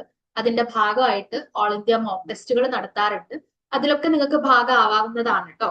പേപ്പർ 2ലും നമുക്ക് ടെസ്റ്റുകൾ ഓൺലൈൻ കാര്യങ്ങളൊക്കെ ഉണ്ടെങ്കിൽ നിങ്ങളെ ഇൻഫോം ചെയ്യുന്നതാണ്. അപ്പൊ ഞാൻ ശില്പ ചോദിച്ചതിലേക്ക് വരാൻ, ഞാൻ പറഞ്ഞതുപോലെ അൺനെസസറി എന്ന് നമ്മൾ തന്നെയാണ് ഡിസൈഡ് ചെയ്യുന്നത്. നമ്മളെന്ന് വെച്ച് കഴിഞ്ഞാല് ഈ ഒരു എക്സാമിനെ കുറിച്ച് വളരെ ഇൻഡെപ്ത് ആയിട്ട് പഠിക്കുകയും ക്വസ്റ്റ്യൻസിനെ കൃത്യമായിട്ട് അനലൈസ് ചെയ്യുകയും ചെയ്തതിന്റെ അടിസ്ഥാനത്തിലാണ് ഈ പറഞ്ഞിട്ടുള്ള ടോപ്പിക്കുകൾ. അതുകൊണ്ടാണ് സിലബസ് ഉണ്ടായിട്ട് പോലും ഈ സിലബസിലെ കോർ ഏരിയാസ് എന്ന് പറഞ്ഞിട്ട് ഞാൻ കുറച്ച് ടോപ്പിക്കുകൾ നിങ്ങൾക്ക് പരിചയപ്പെടുത്തി തന്നത്. ആ ടോപ്പിക്കുകളൊക്കെ തന്നെയാണ് ഈ ഒരു എക്സാമിൽ ഇമ്പോർട്ടന്റ് ആയിട്ട് വരുന്നത്. നേരത്തെ ചോദിച്ചു പേപ്പർ 1, പേപ്പർ 1ലും ഇതുപോലെയാണ്. സിലബസ് അവിടെ ഉണ്ട്. സിലബസിൽ ഇല്ലാത്ത പല കാര്യങ്ങളും എക്സാമിൽ കയറി വരും. സിലബസിലുള്ള പലതും ചോദിക്കില്ല. നമ്മൾ എന്ത് ചെയ്യും, നൈസായിട്ട് സിലബസിൽ ഇല്ലാത്ത കാര്യങ്ങൾ ഒരു 4-5 ടേമിലായിട്ട് ചോദിക്കുന്നില്ലെങ്കിൽ അതെന്ത് ചെയ്യാം, നമുക്ക് എക്സ്ക്ലൂഡ് ചെയ്യാം.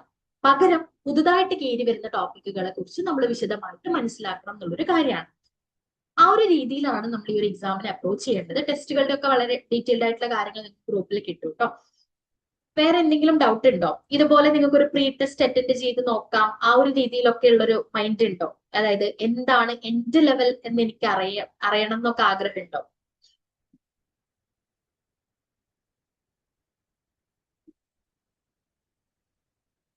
യെസ്, ഇപ്പൊ നിങ്ങൾക്ക് ചിലപ്പോൾ അത്രത്തോളം ഐഡിയ ഉണ്ടാവില്ല അല്ലെ. പേപ്പർ 1 എനിക്ക് അറിയോ, അല്ല എന്തൊക്കെയാ അറിയാത്തത്, എന്റെ വീക്ക് ഏരിയ ഏതാണ്, അതും വളരെ ഇമ്പോർട്ടന്റ് ആണ് കേട്ടോ. നിങ്ങളുടെ വീക്ക് ഏരിയ ഐഡന്റിഫൈ ചെയ്യാന്നുള്ളത്. ഞാനിപ്പോ 10 മൊഡ്യൂൾസ് കാണിച്ചു തന്നല്ലോ. ഇതിൽ നിങ്ങളുടെ വീക്ക് ഏരിയ നിങ്ങൾക്ക് പറയാൻ പറ്റുമോ?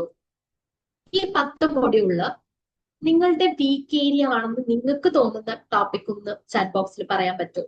അത് നിങ്ങൾ ഐഡന്റിഫൈ ചെയ്തിട്ടുണ്ടോ എന്നുള്ളതാണ് കേട്ടോ എനിക്ക് അറിയേണ്ടത്. ഇതില് നിങ്ങളുടെ വീക്ക് ഏരിയ ആയിട്ട് നിങ്ങൾക്ക് എന്താ ഫീൽ ചെയ്യുന്നത്? Very good. Media laws and ethics പറഞ്ഞിട്ടുണ്ട്. വേറെ ആർക്കെങ്കിലും വേറെ ഏതെങ്കിലും ടോപ്പിക് ടഫായിട്ട് തോന്നിയിട്ടുണ്ടോ? എന്തെങ്കിലും ഒന്ന് പറയട്ടോ. യെസ്, എന്റെ വൺ ഓഫ് ദ മോസ്റ്റ് എന്താ പറയാ ലൈക്ഡ് സബ്ജക്ട്സ് ആണ് മീഡിയ ലോസ് ആൻഡ് എത്തിക്സ് എന്ന് പറയുന്നത്. പഠിക്കാൻ വളരെ രസമാണ്, പക്ഷെ ഇപ്പയെ സംബന്ധിച്ചിടത്തോളം അതാണ് ടഫായിട്ട് തോന്നുന്നത്. ചിലവർക്ക് വീക്ക് ഏരിയ ഡിഫറെന്റ് ആയിരിക്കും, അല്ലെങ്കിൽ നമ്മുടെ വീക്ക് ഏരിയ ബാക്കിയുള്ളവരുടെ സ്ട്രോങ് ഏരിയ ആയിരിക്കും. അങ്ങനെ ഡിഫറൻസ് അതിൽ വരാം. പക്ഷെ നമ്മൾ എന്ത് ചെയ്യാം, എല്ലാം സ്ട്രാറ്റജിക് ആയിട്ട് പഠിക്കുക എന്നുള്ളതാണ്. മീഡിയ ലോസിലൊക്കെ ചാലഞ്ച് ആയിട്ട് വരുന്നത് നമുക്ക് ഇത്രയേ ഉള്ളൂ, ഇയേഴ്സ് മാത്രമാണ്. ആ ഇയേഴ്സ് ടാക്കിൾ ചെയ്യാൻ എന്തൊക്കെ ചെയ്യാന്നുള്ളത് നമ്മൾ കൃത്യമായിട്ടുള്ള ഒരു പ്ലാൻ ഉണ്ടാക്കുക. അതിനാണ് ഞാൻ പറഞ്ഞത്, ലിസ്റ്റ് ചെയ്യുക, എഴുതി വെക്കുക, എഴുതിയത് നമ്മൾ റിപ്പീറ്റ് ചെയ്ത് വായിച്ചു നോക്കുക. അതുപോലെ തന്നെ അത് എഴുതി നോക്കാനുള്ള ശ്രമങ്ങൾ നടത്തുക. ഞാൻ സ്റ്റുഡൻസിനോടൊക്കെ പറയാറുണ്ട്, ഇപ്പൊ ന്യൂസ് പേപ്പേഴ്സ് എന്ന് പറയുമ്പോൾ ആദ്യം ഒരു 10 ന്യൂസ് പേപ്പേഴ്സ് എഴുതുക, എന്നിട്ട് ഇയേഴ്സിന്റെ ഒരു സ്പേസ് അവിടെ വെക്കുക. എന്നിട്ട് ആ ഇയേഴ്സ് എന്ത് ചെയ്യുക, നിങ്ങൾ ഫില്ല് ചെയ്ത് നോക്കുക. അപ്പൊ സ്വാഭാവികമായിട്ട് നിങ്ങൾ എന്ത് ചെയ്യും, കുറച്ച് ഇയേഴ്സ് മറന്നു പോകും. അത് മറക്കണം, കാരണം നമ്മളൊക്കെ മനുഷ്യന്മാരാണല്ലോ, അത് നമ്മൾ മറന്നു പോകും. അപ്പൊ നിങ്ങൾ എന്ത് ചെയ്യുക, ഗൂഗിളിൽ സെർച്ച് ചെയ്യുക, അല്ലെങ്കിൽ ഓൾറെഡി എഴുതി വെച്ചത് നോക്കുക, എന്നിട്ട് അത് ഫില്ല് ചെയ്യുക. അങ്ങനെ ഇടയ്ക്കിടയ്ക്ക് നമ്മൾ നമ്മളോട് തന്നെ ചോദ്യം ചോദിക്കുക. ദ ഹിന്ദു ഏത് ഇയറിലായിരുന്നു വന്നിട്ടുണ്ടായിരുന്നത്, ടൈംസ് ഓഫ് ഇന്ത്യ ഏത് ഇയറിലായിരുന്നു വന്നിട്ടുണ്ടായിരുന്നത്. ഈ രീതിയിൽ നമ്മൾ നമ്മളോട് തന്നെ കുറെ ക്വസ്റ്റ്യൻസ് ചോദിച്ച് അതിന് ആൻസർ ചെയ്ത് പഠിക്കുമ്പോൾ നമുക്ക് ഒന്നും കൂടി ഈസി ആയിട്ട് പഠിക്കാൻ വേണ്ടിയിട്ട് പറ്റും. ഓക്കെ, വേറെ എന്തെങ്കിലും ഡൗട്ട് ഉണ്ടോ? എന്തെങ്കിലും നിങ്ങൾക്ക് പറയാം. സെഷൻ ഓക്കെ ആയിരുന്നോ? ഒരു ഫീഡ്ബാക്ക് കൂടെ തരികയാണെങ്കിൽ നന്നാവും. യെസ്, എന്താണ് അവസ്ഥ? സെഷൻ എഫക്റ്റീവ് ആയിരുന്നോ?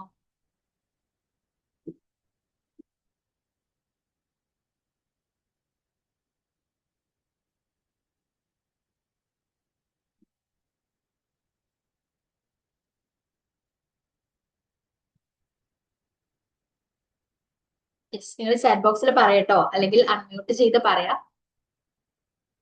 നിങ്ങൾ പഠിക്കാനുള്ള ഒരു മോട്ടിവേഷൻ കിട്ടിയിട്ടുണ്ട് എന്ന് വിചാരിക്കുന്നു. അത് കിട്ടുക എന്നുള്ളതായിരുന്നു ഈ സെഷന്റെ ഉദ്ദേശം കേട്ടോ.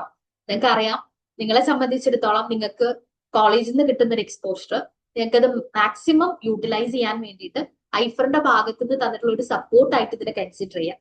നിങ്ങൾ പഠിച്ചു കഴിഞ്ഞത് കിട്ടും എന്നുള്ളൊരു കോൺഫിഡൻസ് ഞാൻ തരാണ്. എന്തായാലും കിട്ടും. അപ്പൊ അത് കൺസിസ്റ്റന്റ് ആയിട്ട് പഠിക്കും. നിങ്ങൾക്ക് ഇപ്പൊ ഒക്കെ പഠിക്കാൻ കുറച്ചുകൂടെ അടിപൊളിയായിരിക്കും, കാരണം ടീമായിട്ടൊക്കെ പഠിക്കാം അല്ലെ. കുറച്ച് കാര്യങ്ങൾ പഠിക്കുന്നു, ഞാൻ ഇന്നലെ ഇതാണ് നോക്കിയിട്ടുണ്ടായിരുന്നു, ഇത്ര കാര്യങ്ങൾ പഠിച്ചിട്ടുണ്ട്, ആ ഒരു രീതിയിലൊക്കെ നിങ്ങൾ ഒന്ന് ഡിസ്കസ് ചെയ്തിട്ടൊക്കെ പഠിക്കുക. അതൊരു ഞാൻ കൊടുത്തിട്ടുള്ള ഒരു സാധനം ഉണ്ടല്ലോ, ഹാപ്പി ലേണിംഗ് എന്ന് പറയുന്നത്. ഐഫർ മുന്നോട്ട് വെക്കുന്ന ആശയം ഹാപ്പി ലേണിംഗ് ആണ്. ഒരു കുട്ടിയും ഈ ഒരു നാഷണൽ ലെവലിലുള്ള എക്സാമിലേക്ക് പോകുന്ന സമയത്ത് സ്ട്രെസ്ഡ് ആയിട്ട് പോകരുത് എന്നുള്ളൊരു സംഗതിയാണ്. അപ്പൊ വളരെ അടിപൊളിയായിട്ട് നമുക്ക് പഠിക്കാം, ഒരുമിച്ച് തന്നെ പഠിക്കാൻ പറ്റുന്ന സാഹചര്യങ്ങളിലൊക്കെ പഠിക്കാം. ഞാൻ പറയുന്നത് പോലെ 11th നമുക്കൊരു മാരത്തൺ സെഷൻ വരുന്നുണ്ട്. പല കാര്യങ്ങളെ കുറിച്ചും പല ടോപ്പിക്കുകളെ കുറിച്ചും വളരെ ഡീറ്റെയിൽഡ് ആയിട്ട് നമ്മൾ ആ സെഷനിൽ പറയുന്നുണ്ടാവും. നമ്മളെ മാസ് കമ്മ്യൂണിക്കേഷൻ മാത്രമാണ് കേട്ടോ. പേപ്പർ 1 പിന്നെ വരുന്നുണ്ട്, നമുക്ക് ഒരു 20th ഒക്കെ കണ്ടിട്ടായിരിക്കും പേപ്പർ 1 വരുന്നുണ്ടാവുക. അപ്പൊ മാക്സിമം നിങ്ങൾ എല്ലാവരും ആ ഒരു സെഷനിലും കൂടെ പാർട്ടിസിപ്പേറ്റ് ചെയ്യാൻ വേണ്ടിയിട്ട് ശ്രദ്ധിക്കാം. ഓക്കെ, അപ്പൊ ഈ ഒരു സെഷൻ ഹെൽപ്ഫുൾ ആയിരുന്നു എന്ന് വിചാരിക്കുന്നു. യെസ്, അപ്പൊ അങ്ങനെ ആണെങ്കിൽ ഒരിക്കൽ കൂടി ഈ ഒരു യൂണിയനോട് ഞാൻ നന്ദി പറയാണ് കേട്ടോ. ഇത്രയും അടിപൊളിയായിട്ട് ഈ ഒരു ഇനീഷ്യേറ്റീവ് എടുത്തതിന്, നെറ്റ് എക്സാം പോലുള്ള ഒരു ഇമ്പോർട്ടന്റ് ആയിട്ടുള്ള ഈ ഒരു കോമ്പറ്റേറ്റീവ് എക്സാമിനെ കുറിച്ച് അവയർനെസ് തരാൻ വേണ്ടിയിട്ട് എടുത്തുള്ള എഫേർട്ടിന് അവരെ അപ്രീഷിയേറ്റ് ചെയ്യാണ്. അതുപോലെ തന്നെ ത്രൂ ഔട്ട് ഈ ഒരു സെഷനിൽ ഉണ്ടായിട്ടുള്ള നിങ്ങൾ എല്ലാവരും പ്രത്യേകം അപ്രീഷിയേറ്റ് ചെയ്യാണ്. അങ്ങനെയാണെങ്കിൽ നമുക്ക്